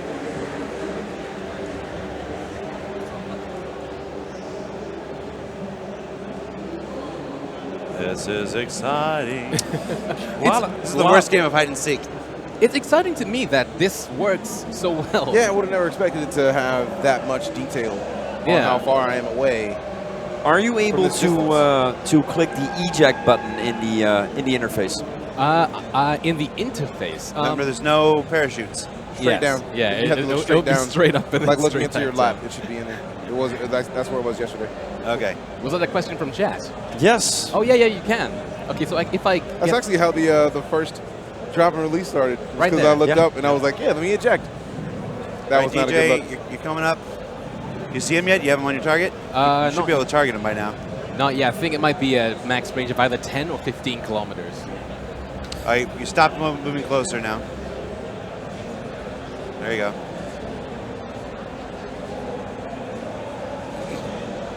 You'll be able to see because I'll appear. So, Jared, There we go. what did you guys do on stream today? Oh, we flew around in the dark for about 35 minutes. And it was awesome. It's awesome to me. It's awesome to me that the MFDs work so well. I love it. Okay, so what else do we have? Because you can see me right there. So Okay, you got him now? Yeah, we have comms. Yep. Okay. I wonder if I turn comms off, am I invisible now? I am hailing you. That's awesome. Look at the bottom screen. Maybe you can see it. I think my my throttle is linked to my multifunction. Yeah. Okay, never mind then. Never mind. Don't crash. Just, Don't crash. yeah. Oh no, it's still in the multifunction view. I'm hailing him. We're trying to That's set up a freaking Bluetooth awesome. connection That's between the two amazing. ships. Oh man, I can Bluetooth cry. 2947. All right. All right, so Myra, go ahead and get out of your ship. Get out of my ship. Okay. Oh, yeah. Very little night fight. Assuming DJ can land I already got my landing gear out. Okay. more successfully than he did last time. Well, last time it was landing at a high speed. That was not a good It look. was falling without With style. Without style.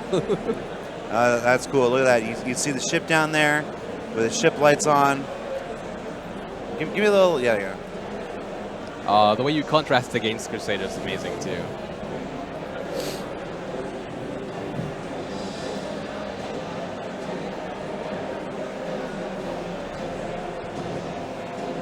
Power off. Okay. Get out. All right, we're gonna do an old-fashioned Nightmare duel here. So you guys come together. Use your lights to find each other and come together. Turn your light on. There we go. Yep. All right. So come together. All right. Now go back to back. Like put your backs to each other. All right. Back to each other. All right. Turn off your lights. And I want you all to run for 10 paces. Okay. When I'm gonna say go. You take 10 paces in the opposite direction. Turn around. You can use your lights. You cannot use your lights. It's entirely up to you. Right. You have to find each other and kill each other. Ready? Okay. Go. 1, 3, 4, 5, 2, 6, nope, 7, 8, 3, 9, 10. 4. No, I'm counting out. 5. Keep going. Oh, man, I thought- 6, 7, 8, 9, 10. You said 10 paces. I was like, all right, Yeah, but I'm cool. gonna count them out. All right. So, do they use their lights? Do they not use their lights? Oh, not. Well, I can see. Probably end up with them walking in separate directions. All right. We're bringing you only the best nighttime gameplay. Now, other game streams, they're like, let's show off a bunch of color and a bunch of environments. I'm like, no, let's do our gameplay Oh, there we go. Incomplete black. Some action here.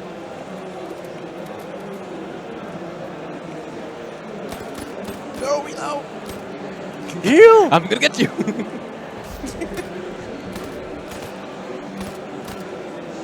Is Millie in? Millie is in. Okay, all right. Punch him in the face. There we go. Heal. Do it. Reload. Disappear into the night, DJ. I am the knight. So I think you only have one mag, so yeah. you're now screwed. All right, so now it's a race to the ships because That's right. we're out of ammo. Okay, yeah, race to your ships. Finish each other off. Uh-oh, this could be a problem. I don't know what you're talking about. I took off like very slightly. Aw. Can you not get in your ship, buddy? Do you not have a ride, bro? Oh, somebody didn't turn their engine off. Yeah, my ship is slightly higher. Somebody didn't turn their engine off. Can I? I'd worry less about your Gladius and more about his, Meyer. What? What? Oh! And I died in the Gladius. You bled with out! blood loss. Ow! Yes! I had the advantage and still died. My soul is a flame. Victory is mine! But now you're stuck on the dark side of the moon. Oh, Deal well. with it. Oh, All right, go ahead and reset yourself, Meyer. All right. Okay. We'll stay here until the next swap out, and then we'll go back to the player server. Okay. So, folks watching at home, I'm sad to formally announce that the Gladius is less combat capable than a man with no ammo and no weapon. Oh, man. Don't bring a Gladius to a gunfight if you're bleeding from every orifice. That's a valid point. So, do you want to do that Nox race right now? That one loop? Yeah. Are you man enough or alien enough, as the case may be, seeing as it's an alien bike? Is that how you try to challenge me to a Nox race? Yes. Are you man enough? Of course I'm man. Or alien enough? Okay. All right. So there's a Nox right over there. You know what the starting point is, right? When I can find it. Oh snap! So there again is the stamina system again. So I think You're wailing on your sprint too much. Yeah. That keeps coming up. yeah, Remember, just mouse wheel up so you're not having to hit the sprint so much. yeah. You must manage your physicality. You must manage, especially in the heavy armor because it's huge. All right, there we go. So I'm going to the starting points over there. You can follow me. You only adopted the sprint. I was born in it. Raised with it. Okay, so DJ's made it to the starting point.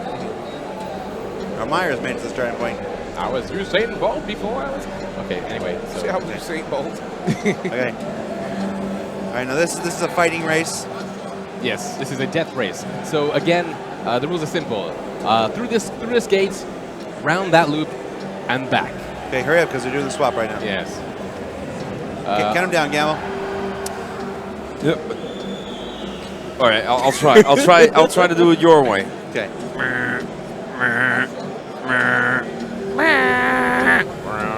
Okay, I'm going. You can try shooting me. I don't think you're gonna hit me though. I'm giving you this advantage DJ, right look here. out for the rock. Watch out for that rock. Meyer with a very comfortable lead. DJ choosing to stay behind and try to use his weapons as the great equalizer. Weapons, my only weakness.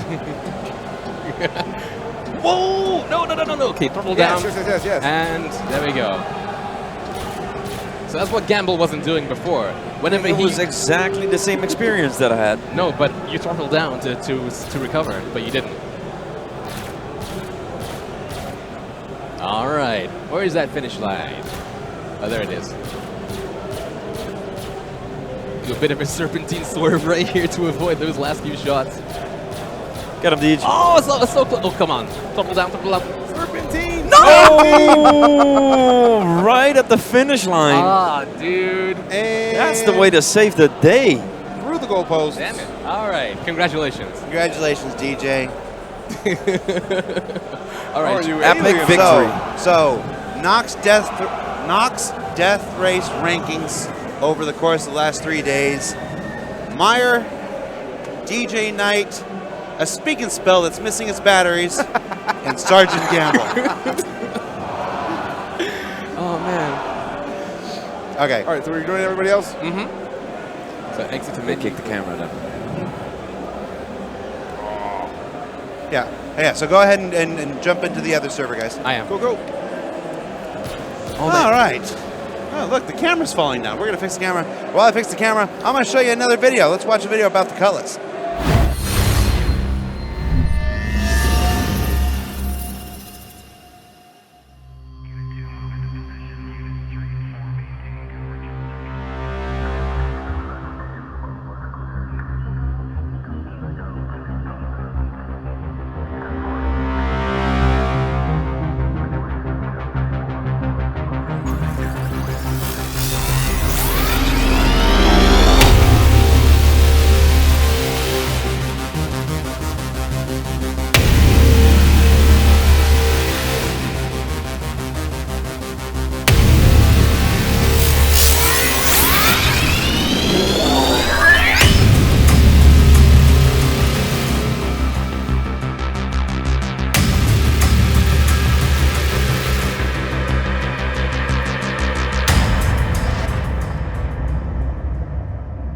From you.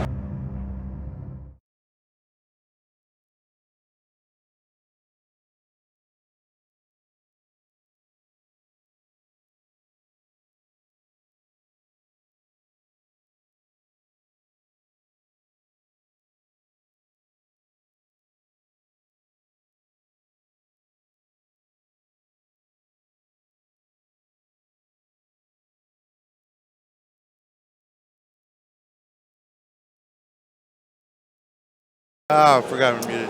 Well, sorry about that. Sorry, you didn't miss anything. I said some swear words.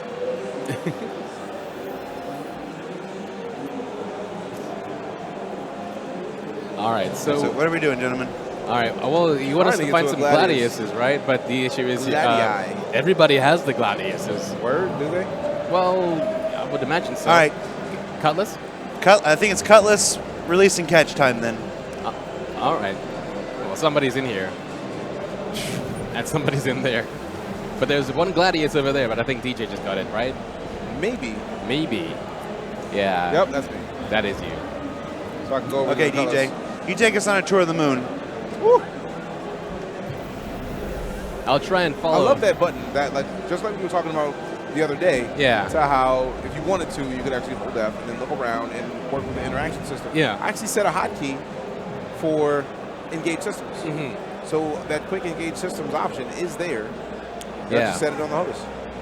So that is a beautiful. Like, a lot of people Finding. love the VR, and a lot of people love being able to diegetically, like, look around and look at your ship and press the buttons. Yeah. And a lot of people don't. But I love how, like, they cater for both. And even with the Gladius, you can turn on that ship at the same speed, if not faster, than in the previous build at the touch of a button. All right, DJ's going to take us on a tour of some of the canyons here at Daymar. Let's do it. Like that. Meyer, meanwhile, is loading up into the ever-popular Aurora. Aurora. Aurora. The Aurora. Hey, Ursinox. Ursinox. With I'm coming with the brand new Aurora. I'm Aurora. not doing so good with the words at the moment. All right, now the Aurora doesn't have the comm system, so I can't like pinpoint DJ. But I'll go towards it. I think he's the only one going towards the sun over there. Probably player 12. Yeah, I know, but that only shows up in the Gladius's. Gotcha. It would help if I put my landing gear down. This just feels awesome. Just It looks flying awesome. through a canyon. That's somebody's Aurora. Just getting low. Just getting low. Bounce with it, bounce with it. To the canyon. You going towards the sun? If you go towards the sun, you should be going towards DJ. Yeah, I see him. There he is, ahead of you.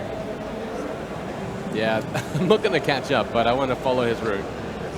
Because I've seen some really awesome canyons, and because, well, there is a lot of randomness to the planet. It is procedurally assisted in design. So like a lot of this is well, made by code, and then the designers come in and then flesh it out and go, this would be a nice spot for a canyon, you know, that kind of thing. I know. Actually, the canyons are generally created on their own. Right. It's as we've discussed several times in ATV. Yeah. The planet is procedurally generated. Right. Then we go in and we explore the planet ourselves as Yeah. explorers, just as our fictional NPCs would, and we put outposts and everything in the places that we feel these characters would. And so it's very much we are exploring these planets just as the players would, and putting outposts there. But no, we don't go through. We don't generally go through and create a canyon. Right. I'm sure we've done it at some point, you know, experimentally and stuff like that, and we'll do it at some point in the future with the specific stuff. But for these 3 moons, as far as the terrain goes, I really enjoyed seeing the ATV where they kind of covered the specific canyon. Woo! Of course, you had to change the camera Yes. just as I blew up. yes, That's the perfect time to change the Yes. cameras, though. I may not be able to know words, but I know exactly when Meyer's going to screw up, But even no, before it was, he does. It was a beautiful thing watching the ATV where they were just showing where the pad would go and seeing how the ground would kind of work and where they would place a landing pad, and then showing how a settlement would grow around a specific spot on the planet. So that was a great look at how they're making decisions on where outposts go and why. All right, I'll find you yet. Like, this would be a horrible place for an outpost, one of these rocks. Yeah. Unless these rocks are mineable on this planet. Then Unless it's they're like, all right, mineable, cool. yeah. Then we can, like, this would be a decent place for a small landing pad for something like an Aurora or a Prospector. Give us some first person again.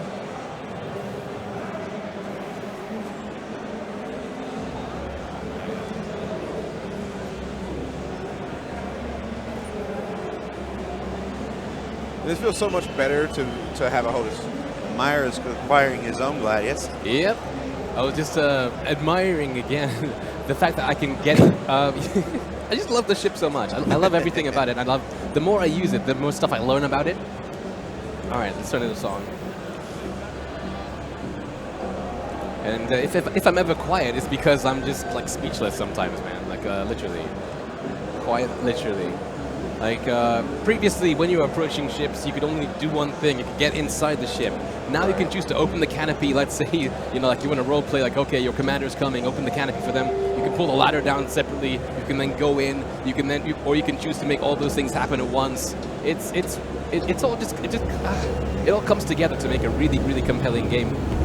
That's one of the things I really dig about seeing the inner thought system so far. Yeah. Is that there's so much RP capability. Because for stuff just like that, like if somebody's a commander and they come up, you're going to want to open up the kind of canopy a little bit. Show them, look, here, there you go. It's open. Hop in. Yeah. Whenever you're ready to go, go do what you need to do. Exactly.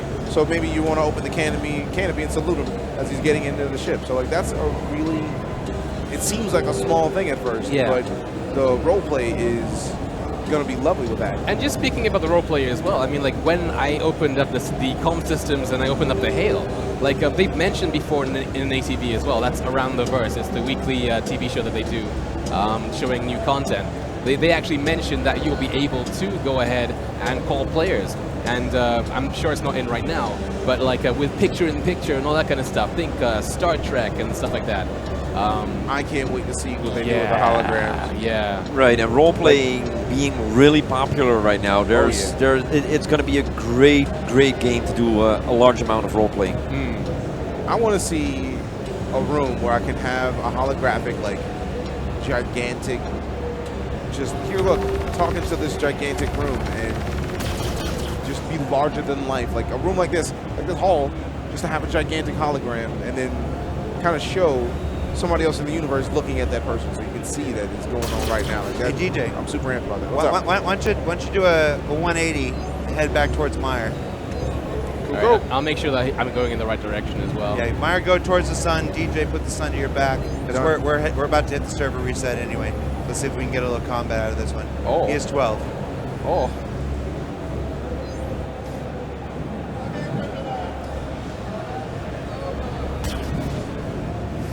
That's a pretty large selfie stick right there. That is a massive selfie stick. That is a tripod. Yeah, because I was about to say that's a photography stand. This person just carrying tripod. Yep. Goodness. And there's the reset. It's a selfie tripod. There's the Goodness. reset. A selfie pod. So, all right, so we're swapping out players. Another 10 out, another 10 in.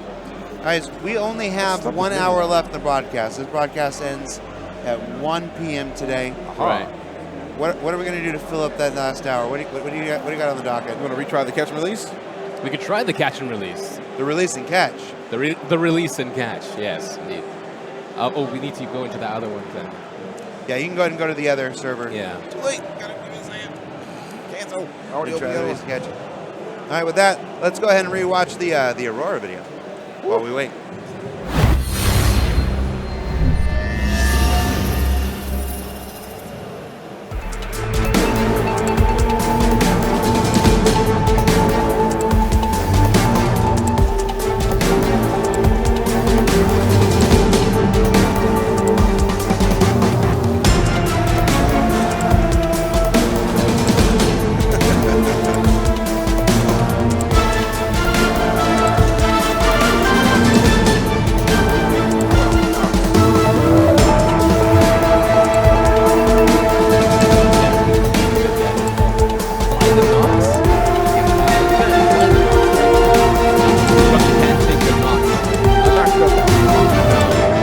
It's not designed to go into the atmosphere on its own. You gonna be the jumper, Meyer? Sure, I could be the jumper. Sweet. DJ has his trusty X52. Is that X52? That's X56.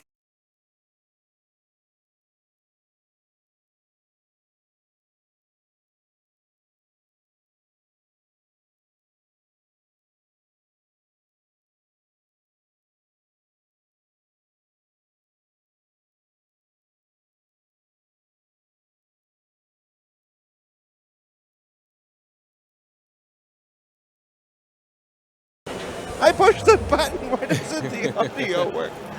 All right. So, what we're about to do now is a little suborbital release and catch. DJ and Meyer are boarding their Drake Cutlass. They're going to fly up out of Atmo into orbit, where Meyer is going to,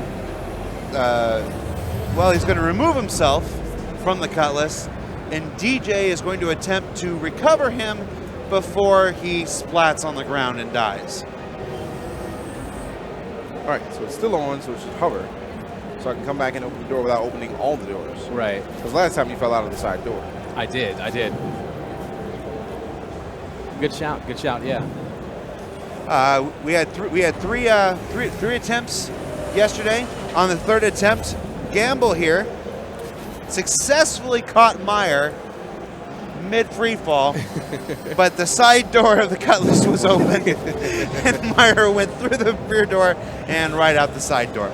So we're gonna see if we can avoid that this time. So we are flying with only the rear door open. Gamble is taking the Cutlass into orbit.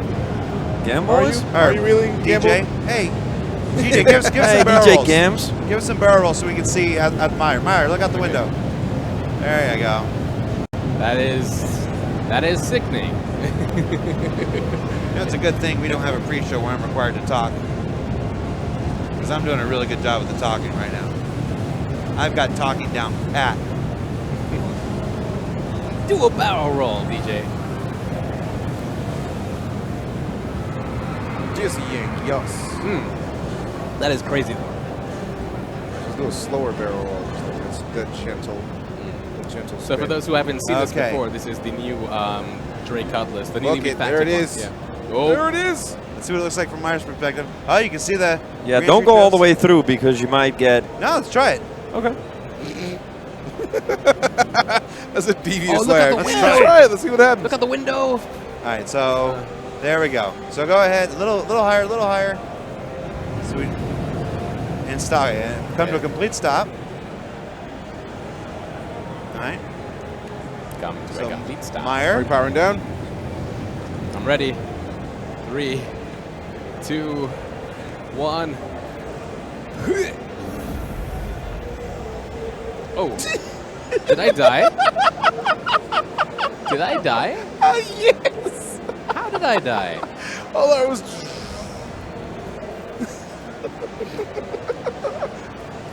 Take two. Come down and get him. All right. This worked so well yesterday. You see what I have to work with. Does this suit have EVA? I don't even think it does. You Yeah, might That was the suit DJ was in. you might want to jump out of the side door. Out of the side door? No, we Yeah. jumped out of the back door last time. No, He was the one jumping out. I was no. watching. At the time that we actually succeeded, he was jumping out of the side door. Not that that matters in Yeah, but success, the times but that you didn't succeed, he was still jumping out of the rear door. and exactly. not dying. That's the reason why I didn't succeed. Yeah, but we're trying to keep the side doors closed. I mean, No, you can jump out of the back door, and we've jumped out of the back door and not died before. I wonder that's because we were out in the atmosphere. And maybe his armor was broken. Maybe you've been shot. So let's see. How far am I from the spawn point? Let's follow some of the stuff on the radar. Yeah. Do you not use the radar? I never bother with radar. I honestly don't know how the radar works on the Cutlass. I've never used it before. Oh, there we go. Oh, nice. I like how not everything was visible. Yeah. Like there is a max range, and obviously, like you can see more looking down than Yeah. when we're actually down on the ground, because there's no way that I would have popped up like that if you were actually like along the parallel with the ground, like you are when you were trying to get me. Remember? All right, where is he? I'm looking around.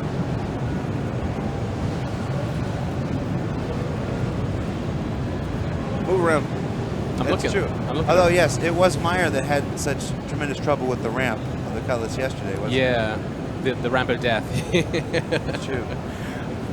Bombing coming people the in the way. air, asterisk style. For some people, Oh, I see him. the Cutlass ramp might be your Owapo.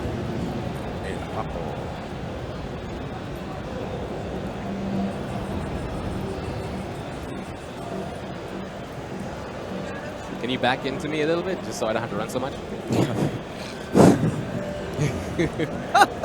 There you go. Thank you. You're welcome.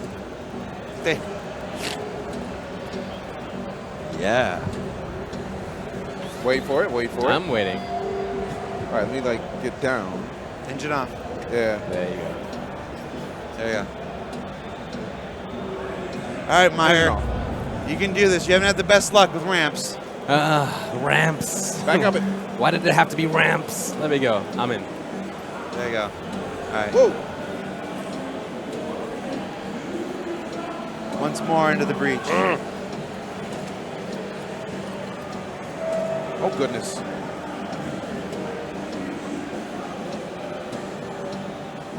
All right.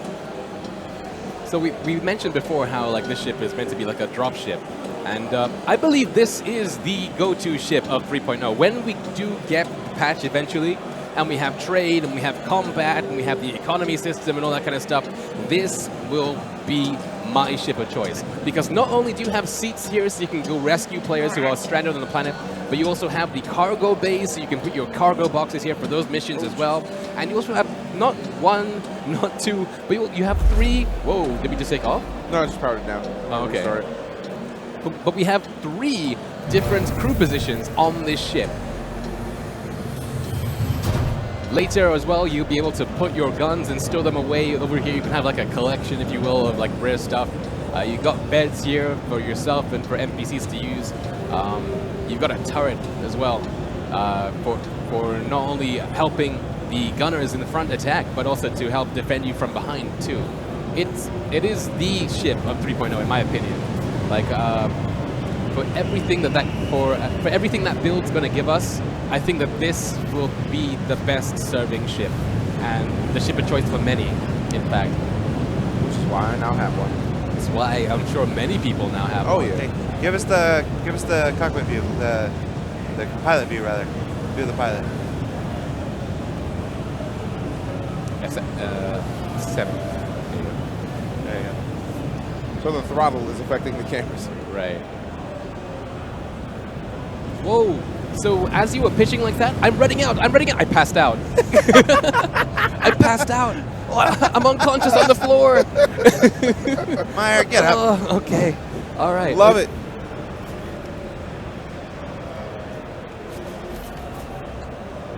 That makes me happy. So I'm Okay, I'm that's probably high enough. yeah. All right, All right, so Slow it down. come to a complete stop. stopped. So either you're going to have to open all doors. Yeah, because we didn't open them before, so you have Yeah. to open all doors. Because you have ownership. So I'm sure that when the patch does get released and you can invite people to your party, then this won't be much of an issue. But for the sake of the demo, you know, they're assuming that nobody is in a party together, so they're showing up the locking system and stuff. Yeah, just use the interaction system, DJ. Yeah, it's on the The left. throttle is affecting my mouse controls. Great. Open exterior. Should be good. Nope. I need you to get out of your seat altogether, so you can do it, because otherwise Yeah. the side doors will be open too. I gotta go and adjust my my throttle controls. Yeah, on no the worries. foot. Open up. Open your gates. Thank you kindly, sir. Make sure that DJ is Go. back in the car. Go, Meyer. No, go now. Why now? Actually, go down. No, go no, down, no, go down, no. go You down. won't be able to find him. If I go now, he won't be able to find me. He has to like tilt first, right? Okay, so 3, 2, Hold on. okay, All right, straight down. straight down. Okay, I'm ready. I've been training my whole life for this. Hoorah! Jump. Oh no! All right. I have so many regrets. All the regrets. All right, there you are. All right, so I need to go right. Oh, left. You need to like strafe right, I think. All right. You're You're go- you're maybe going maybe it's farther left. away. It's going further away. Yeah. Farther away. Yeah, remember everything's mirrored. And you're in the dark side. Yeah, you're getting farther away.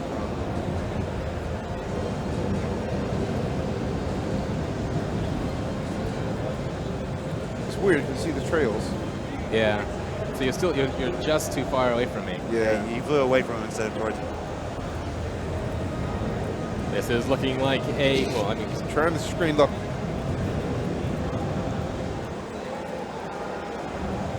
I believe it's that way. I have complete and total There you go. You're coming closer to him. confidence in your skill as a pilot. You're going in pretty fast. Yeah, you're going down. You're below. You're way below him at this point. Go. Pull to your left. Oh goodness. We actually successfully did this yesterday. I don't want to alarm you right now, DJ, but the floor is getting a bit larger. Slow down, slow down.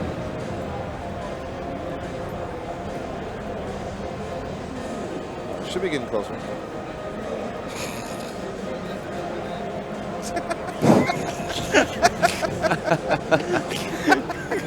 Come over here. Come. It's weird. 'Cause I'm trying to base myself on the trails.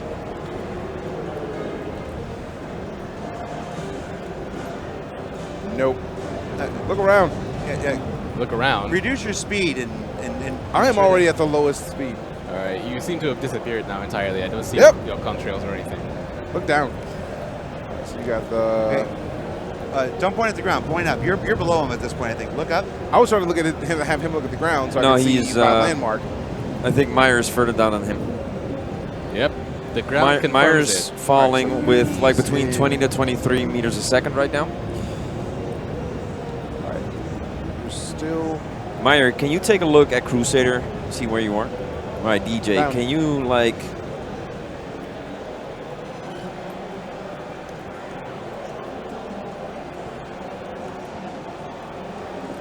Great. So we got 3 there. I think he's more to your port side. He's using the craters to try and. Yeah, I'm trying to see what craters he's looking at. That's a lot of craters. It is. I think is it those three? Like they make an L, like a 1, 2, 3, and then they have the canyons. All right, so there we go. So those. But sadly, I can't see you anymore. Yeah, I'm way too far down. Yeah, wait, wait. Or you're way further down than. Yeah, this is where a distress beacon would work quite nicely. Actually. So should we try again then instead of?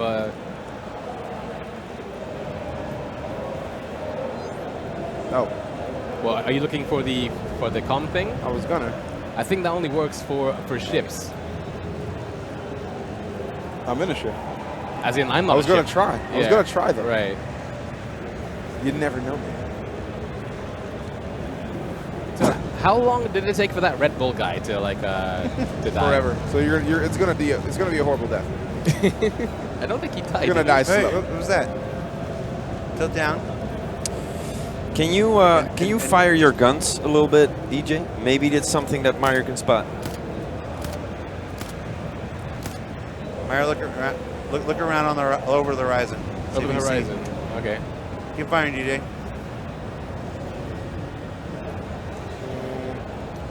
This is a great view, though. I have to say. No? So best view of death You're gonna die. ever. Oh well. If you're gonna die, it better include All right. cardio. All right, I think that's probably it for this experiment. All Yep. right. All right. So let's go ahead. Let's go ahead and reset ourselves. Okay.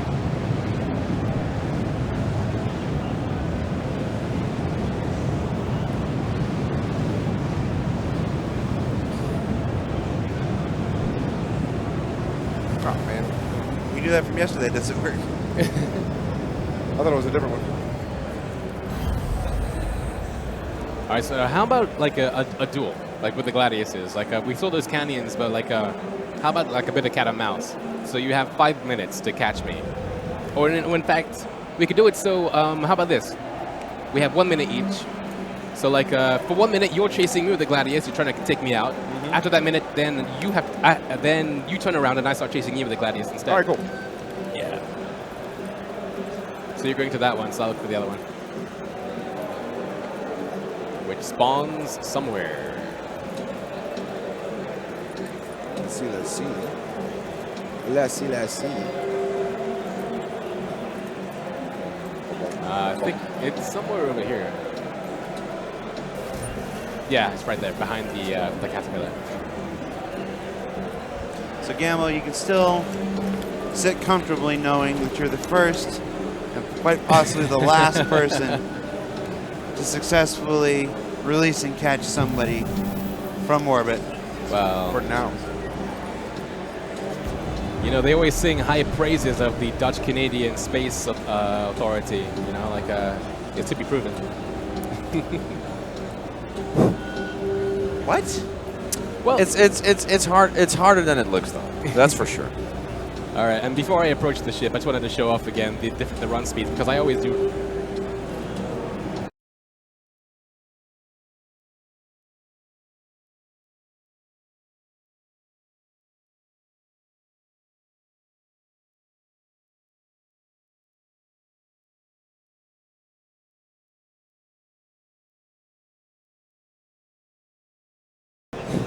No, somebody pulled the wire. That's why we lost the sound. We're back. Right.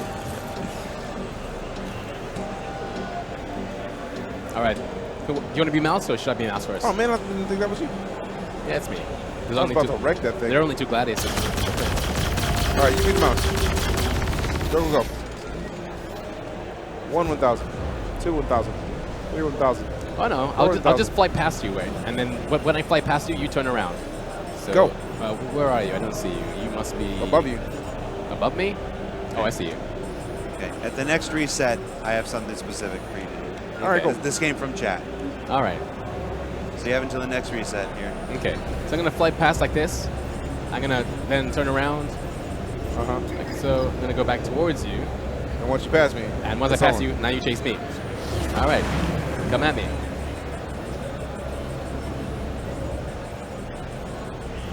Did I uncouple? I uncoupled. I feel like I'm going to win.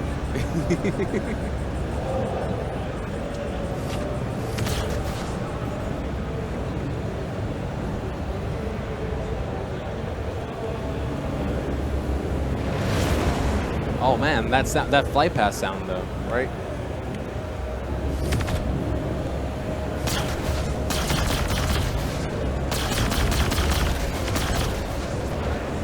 I think it might be more fun if Disco, you call for the cat and mouse change yourself as opposed to waiting for some. I have no idea what you're doing. So it's cat and mouse, right? So he's chasing me. He's trying to take me out. I'm the mouse. I'm running away, right? All right, so kill him, DJ. But like, you can call it so I can then be Myers cat. trying to overconvolute this with a lot of rules again. I'm not. Whoa! I play this all the time with my friends. There's actually some people asking in chat how the Gladius is behaving in atmosphere compared to in space. All right. Well, I can answer that actually. Really well.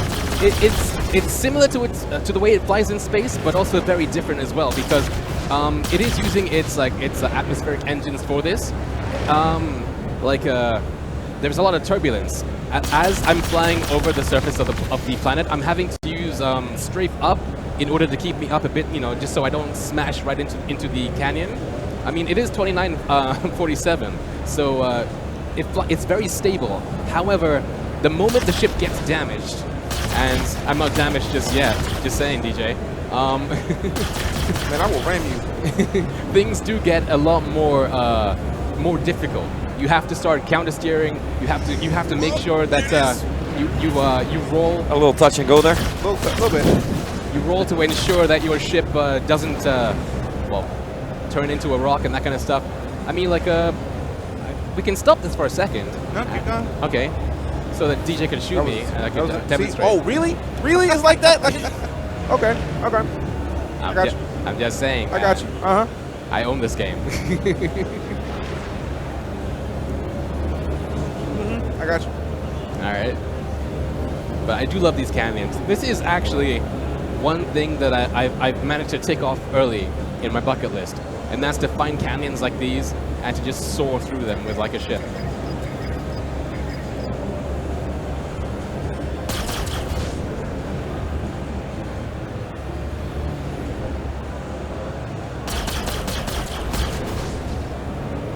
Okay, I have countermeasures, so you can use missiles if you want, DJ. You are missiles free.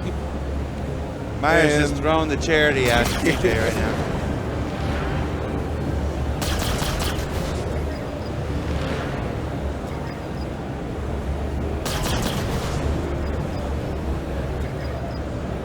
No! Oh no! Blackout, though. Get out. Oh, clutch. Having trouble there? MLG, DJ. Not at all. Not at all. So, in DJ's defense, actually, he's having to overcome what I was talking about earlier with the fact that having a damaged ship because he managed to clip the canyon. So, like, he's blacking out now because his turns are a bit more severe. What are you doing? Nothing. Didn't work. I was trying to get you out of the ship. I was like, get out. You're just trying to eject This me. is all them. Get out. Shut up. All right, so you're the mouse now. The glove is on the other foot. What? Okay. What? Yeah, Myers going after you now, DJ. Oh, I noticed.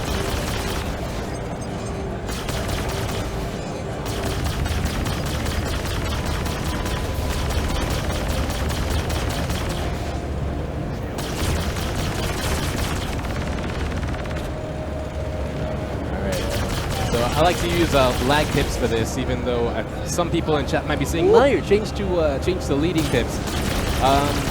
I've always flown and fought like this, so even though I'm not terribly great, it's my preferred way of firing. I do have to say that I do think that it's improved considerably. Okay. Switch. Okay, missiles. All right, guys. All right, missiles. Go ahead and drop out of here. Get into that. Get into that server. Okay. Okay. The request we have from chat. Both of you jump into an Ursa. Oh, when I'm not home. Really? When I let go of controls and then you won't. All right. Okay. So the request from chat was both of you jump into an Ursa. One of you drives. One of you uses the turret because I haven't seen the turret in action. Okay. Go to the just outside the armistice zone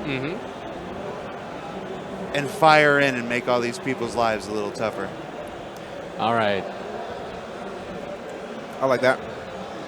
So, okay, we'll do that. But I also have to say in the chat that... that was a request from the chat. Yes, that's from chat. To troll these people that have waited in line. 2 hours, I think, is the maximum wait time. In the meantime, let's see, what video can we watch we haven't seen in a while? Let's take a look at the Prospector video from yesterday. Wait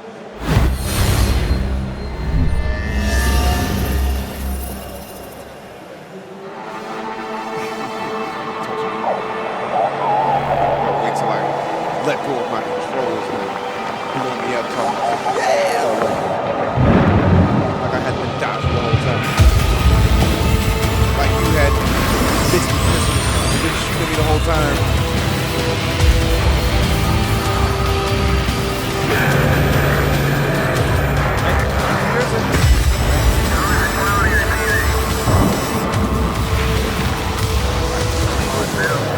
Yeah, a couple of horses facing the I think he wants us to be the driver and the turret.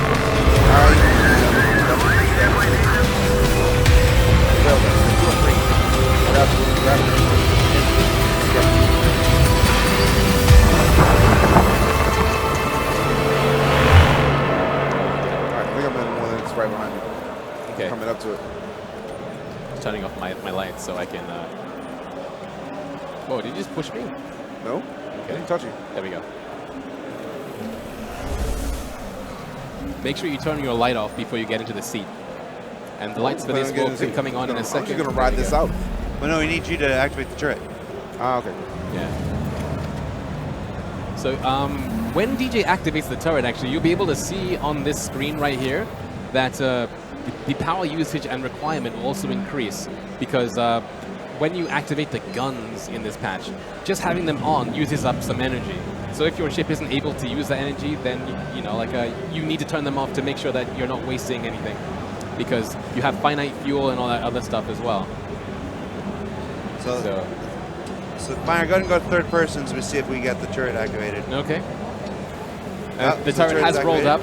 DJ, do you have control of the turret? No. Oh, it's turning. Oh, that's fire. It is turning. So left Lovely. click. Oh, you have to get out of the armistice We're still in the zone. armistice zone. Yeah. Okay, let's... I was going to get out and use the railgun. No, the request was to see the turret. Okay. All right, cool. Weapons free. Try it. I can't turn behind us. Left click. See if you can shoot. Go into third person, see if you can shoot. You.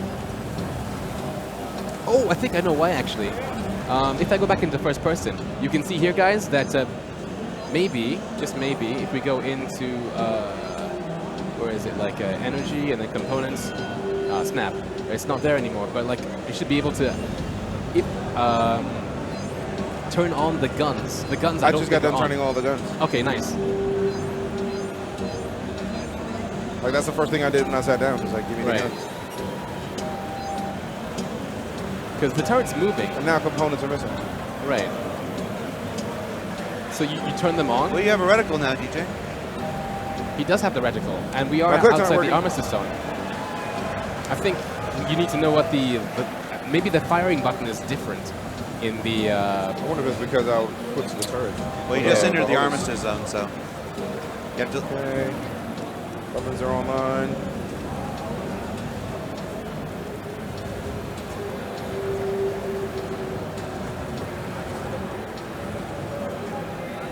I mean, let's go find the other Ursa and try again.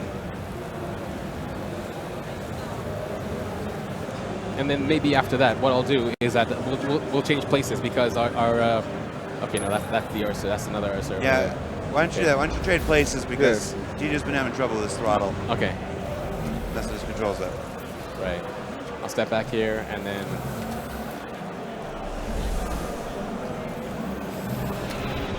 That's what happens when you try to get out of the seat at the same time. Yeah. After you, my lady.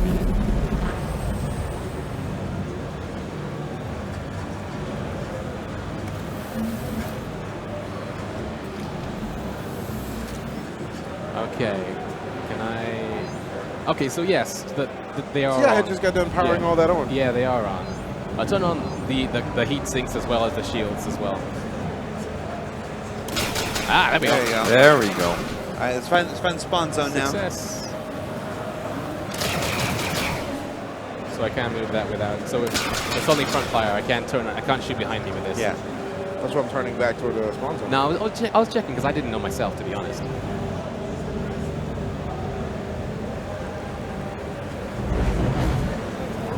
We should still be in the... All right, cool. Yep. We're still out. Perfect. Do you see anybody? There was a guy in an. Oh, great. There he Honest, is. his weapon's offline. Okay. Crap. Back up, back up. I'm getting back in. Okay. There's an Ursa rover right by the caterpillar fin. To your right. Caterpillar fin.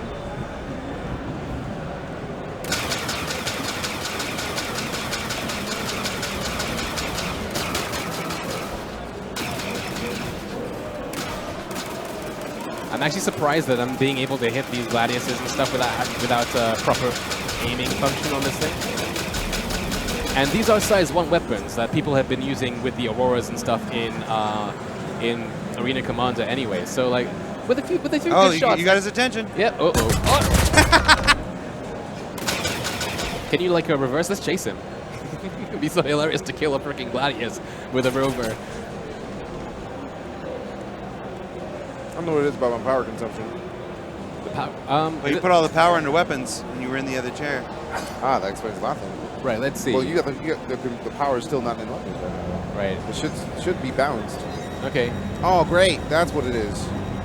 There we go. I put power to throttle slightly, so maybe you can do some more. I love the sound design though. It's ridiculous. There we go. And that's why you have a co-pilot, so he can do that for you.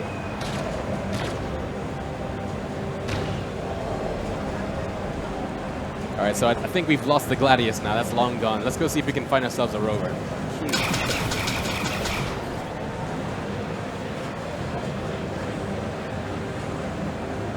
Uh-oh. That's... Ow. Ow. So, when did you pass your driving lesson again? Do you drive with the throttle and the joystick, DJ?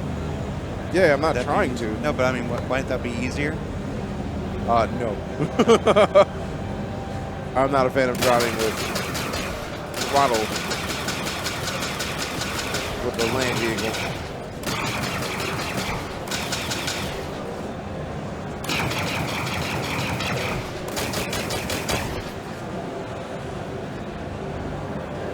We will not run from us, Gladius. We will find you. We'll find you. I'm looking for that other rover. There it is. Oh, we're in the armistice zone now. Like, if you just back out a little bit, we'll be able to get him. I was actually just moving it so Eric can turn right back into the armistice zone from right here. There we go.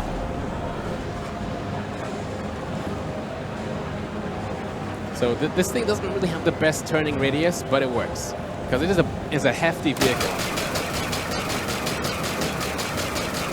So you'll be pleased to know as well that the damage states on this vehicle are actually into. The wheels pop off, all that kind of stuff too. And there we go, he's dead. So check it out.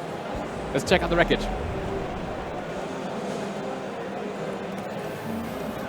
That's raw. And that's the survivor running towards us, going, "Hey, that's my ride! What are you doing? You idiot!" Sorry, dude. Oops. All right. All right, thank you. That thing is in Big pieces. ass Star Citizen keychain. Whoa. That thing is in pieces.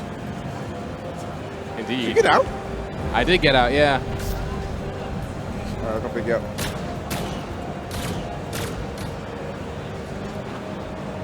Hold on 1 second. All right, there we go. Knock it in. That's what you get. What happened? He tried the kamikaze.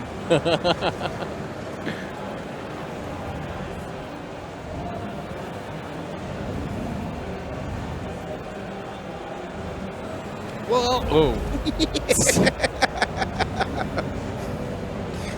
I had to do it. It was right there. Yep. It's too easy. That's true. That's true. I don't hold anything against you. Good. All right, guys, you got 20 minutes left. What are we doing? Running stuff over. Running stuff over. We could try. Yo, let me get the caterpillar. You got the railgun. We'll do what we did yesterday. The caterpillar, right? awesome. Yeah, we'll do strafing runs, but like with the railgun and also with the guns in general too. Man, I'm just super stoked that the turret on the Ursa rover actually works. You know, like the way it did. Like, because I haven't actually seen the animation of the turret gun slide up yet myself.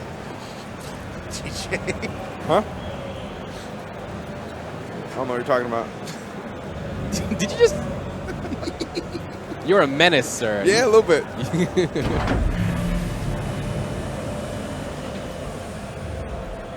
Try to load into the back of the Cutlass. I don't think you can load that. Oh, I know we can. That doesn't mean I'm not gonna try that.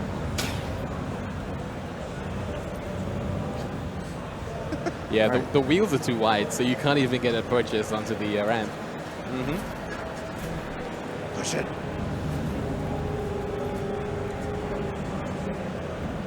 I'm in the fitness, so I'm gonna try fitness Ursa. Yeah, just hang here until he takes off.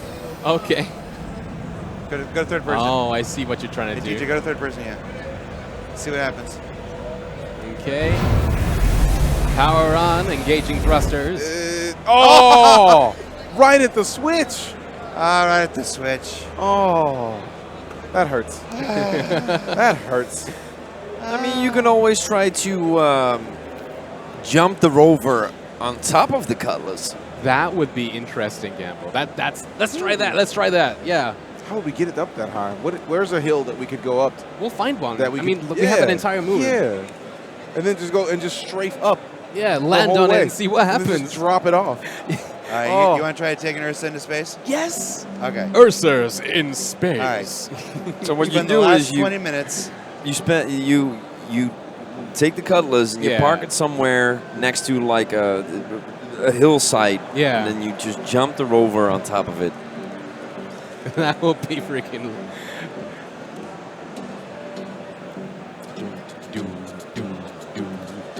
I'm going to tell you all right now, I don't have a lot of faith in this plan.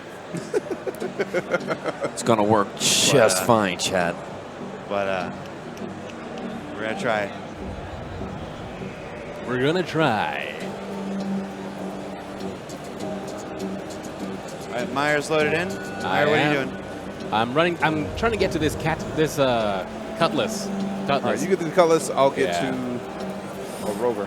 For the people in chat that are wondering what kind of peripherals they are using, it's a combination of X55s and X56. I was going to say, if you're going to try this, you should have done it in the other server. In the other server. True. That's right. It's saluting the going guy now. from the show floor. Yeah. We're against the clock. Right. All right, so let me see if I can find something I can drive up. Let's see. I mean, they're canyons, actually. We know exactly where the canyons are, too. Oh yeah, drive toward the sun. Yeah. I was just thinking about this over here because we got a decent amount of things that we can drive up over here. Yeah, there we go. Yeah, follow DJ. Okay.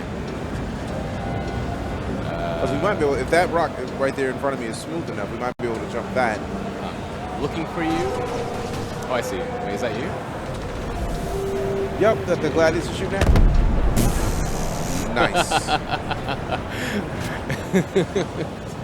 Lifeless, he falls after There's landing. another solid example of the Cutlass's tankability. Yep.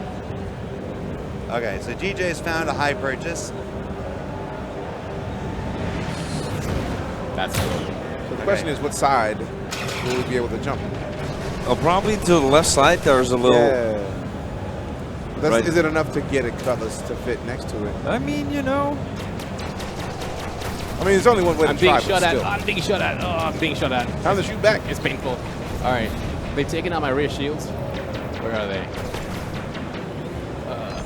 Let's see what we I got. can't see them. Turret, there we go. They're scraping around me. I'm gonna push out. Let's see, shall we? But I'm loving that I can now tell when I am being shot. In the Nonsense. previous build, that was just impossible. You couldn't. He is right on me. In fact, landing gear up. That way I can use it better.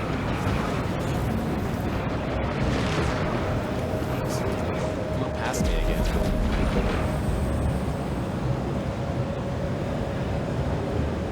is he? I can see his pip right on the radar, but he's right behind me. There he is. All right. All right. Well, he's disengaged. All so. right, he's gone. He's gone now. He's like, I would kill you, but I don't have enough time. All right, there we go. All right. So there's the Ursa. Okay, and that's why he wants to drive off?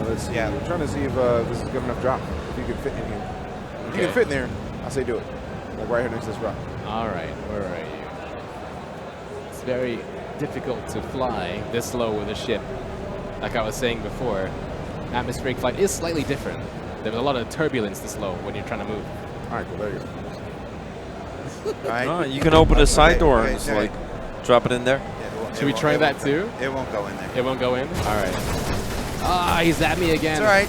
You're in a tank. Yeah. Straight down. Straight down. Okay. Not Whoa. point down. Straight. I've got like double turbulence because he's shooting at me so hard. All right, this run is over. Straight down. All right. I'm trying. Okay. Now spin to your. Now turn to your left. Turn to my left. I was gonna say you want to present your long form to him. Okay. You want to put your exactly. You want to present to him. There you go. All There you go. Hang right there. Take it slow to see. Maybe I you need gotta to come closer. down and further back. Get back up quite a bit. Whoa. I don't think this is a big enough. If you come back some, Yeah. a little bit further, stop, now pitch up. Well, it stopped all right. Not that much. It's way more difficult than it looks. I mean, you've seen me fly the Gladius quite okay. It's way more difficult than it looks. Oh, that was hilarious. All right, let's see you got here. Opponents.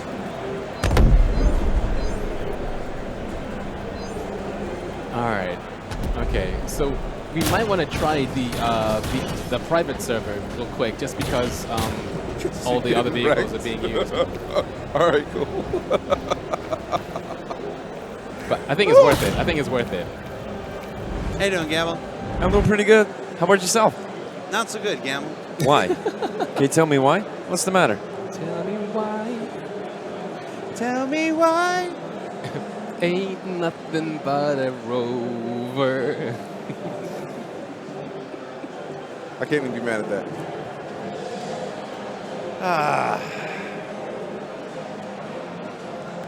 So, this is day 4 of the Gamescom show floor, everybody. As you can see, the show floor is packed. We've got lines around both sides of the building. People waiting anxiously to play their first taste of Star Citizen Alpha 3.0. This broadcast ends in approximately 15 minutes, at which point we have to pack up some stuff and head on over to the Gloria Theater in preparation for tonight's main event, the 5th annual Star Citizen Gamescom presentation hosted by Chris Roberts. That will start at approximately 7 p.m. UTC.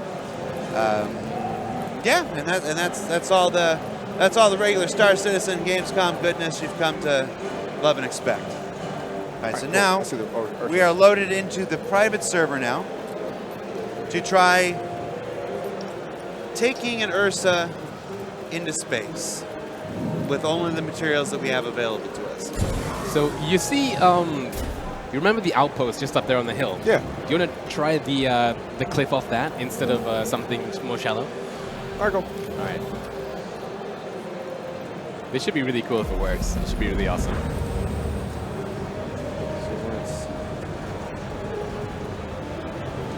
I gotta slow down now though, because my guy's heart rate's keeping up with it. Yeah, the armor will get you every time. Yeah. How am I? Doing okay. Can run a bit more.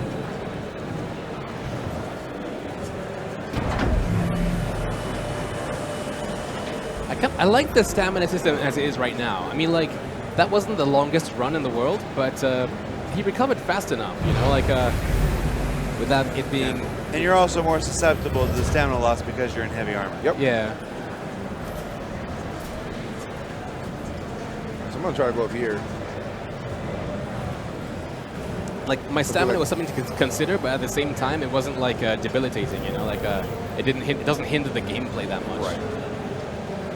But it's a gameplay mechanic. I'm sure it'll become more apparent in those game modes where you do need to run and gun a bit more, like in Star Marine and stuff. Right. Yeah. So Which you're is actually, I'm looking forward to seeing yeah. how Star Marine is affected by the stamina system. Indeed. So you're up on the hill now? Yep. I think you might be on the other hill. Yeah. I came up on the other side of it. Yeah, I see it. So again. So I just got to figure out which cliff you're talking about. Yeah. I mean, any. You pick one. I'm just trying to, actually, the idea that I'm trying to find right now is which cliff is big enough that you could kind of back up to it. Right. I'll look up from above. Actually, right here seems like it might work nicely. Where? If you come back down here, turn your landing gear on and tilt slowly, pitch up slowly, and you back up to where I am right now. It seems like it's a decent. It looks like more of a cliff for you than it is for me, but maybe it'll work. Let's see. For me, everything looks a bit more shallow, but that's because I'm like way up above. All right, so I'm going to now yaw to the left. Yep. Now pitch up a little bit. Pitch up a little bit. Actually, pitch up a lot and make yourself a ramp. Exactly. That's what I'm trying to go for. Okay. So like pitch up. All right. Up. And then. No, you tilt yourself out. You're making yourself a ramp. Yeah. So pitch. Head up. I'm just being careful because right there. Yeah. Now straight to your right. Straight to my right. Okay. Turn to your right. Oh, stop. Okay. Yaw to my right. Strafe back. Yeah. Now strafe down. Straight down. Okay. Having to feather like almost to the ground. Yeah, like, I have to feather the control key because it's binary as opposed to granular like yours. All right. So I'm gonna have to hit that. Can you strafe backwards just a little bit more? Sure. If I'd have to very lightly. Ooh, right there. Right there. Ooh. Down a little bit. That's probably pretty good. I have a bad feeling about this. See? Nope. Yeah, I need to go a bit lower.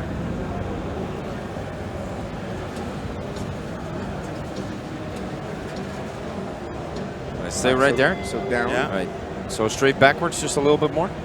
Straight backwards. Backwards, I have to yes. go up before I can go back. No, go down. Go back. No, Okay. you have to go back at the same spot. And now Yeah, straight like right now backwards back. a little bit. Okay. Good job. Good A job. little bit more. A little bit more. Now. Oh, that's All right. It landed. Tilt back up. Okay, stop. Perfect. Right there. Nope. All right, so I think I need to get a little bit more running room. Yeah. It's a good thing. It's a good thing my boss isn't right there watching us right now.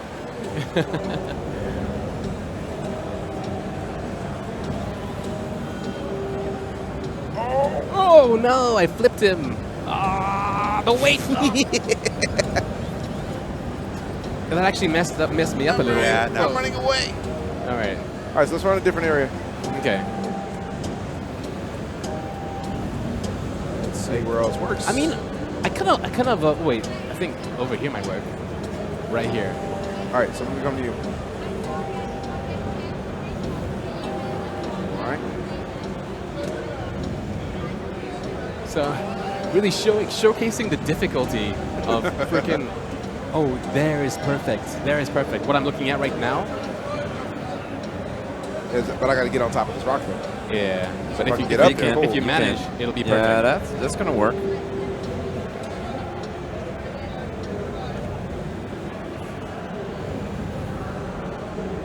Try turning your steering wheel to the right. That's what I'm trying to do. Okay, left. I'm trying to creep up the crevasse. You're almost there. All right, perfect. Are you just trying to go back right here? Yeah. So let me just double check to see where you are. Yeah.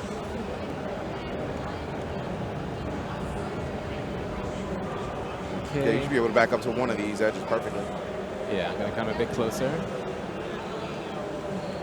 Are you gonna drive up to the front? No, I'm just gonna decouple now and spin. All right, and then your left, control. Maybe you should go third person a little bit. Me? Yeah. Okay. All right, this is the last attempt, guys. Okay, last attempt. Come on.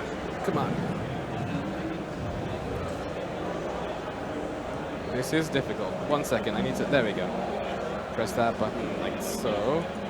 press it again. Now I can do that. And now I can also zoom out a bit. So like, there we go. Okay, now straight backwards.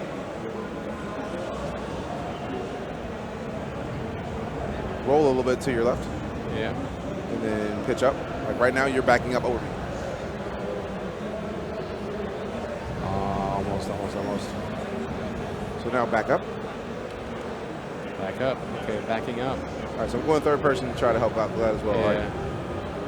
Okay, straight down. Straight down. Okay.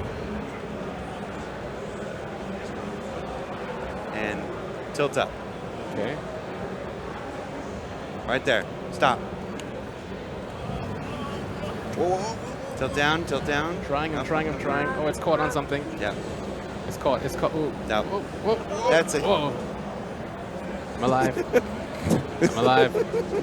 I'm alive. All right. I'll put the roll landing to gear the down. left and then straight down. Roll to Landing the gear was down.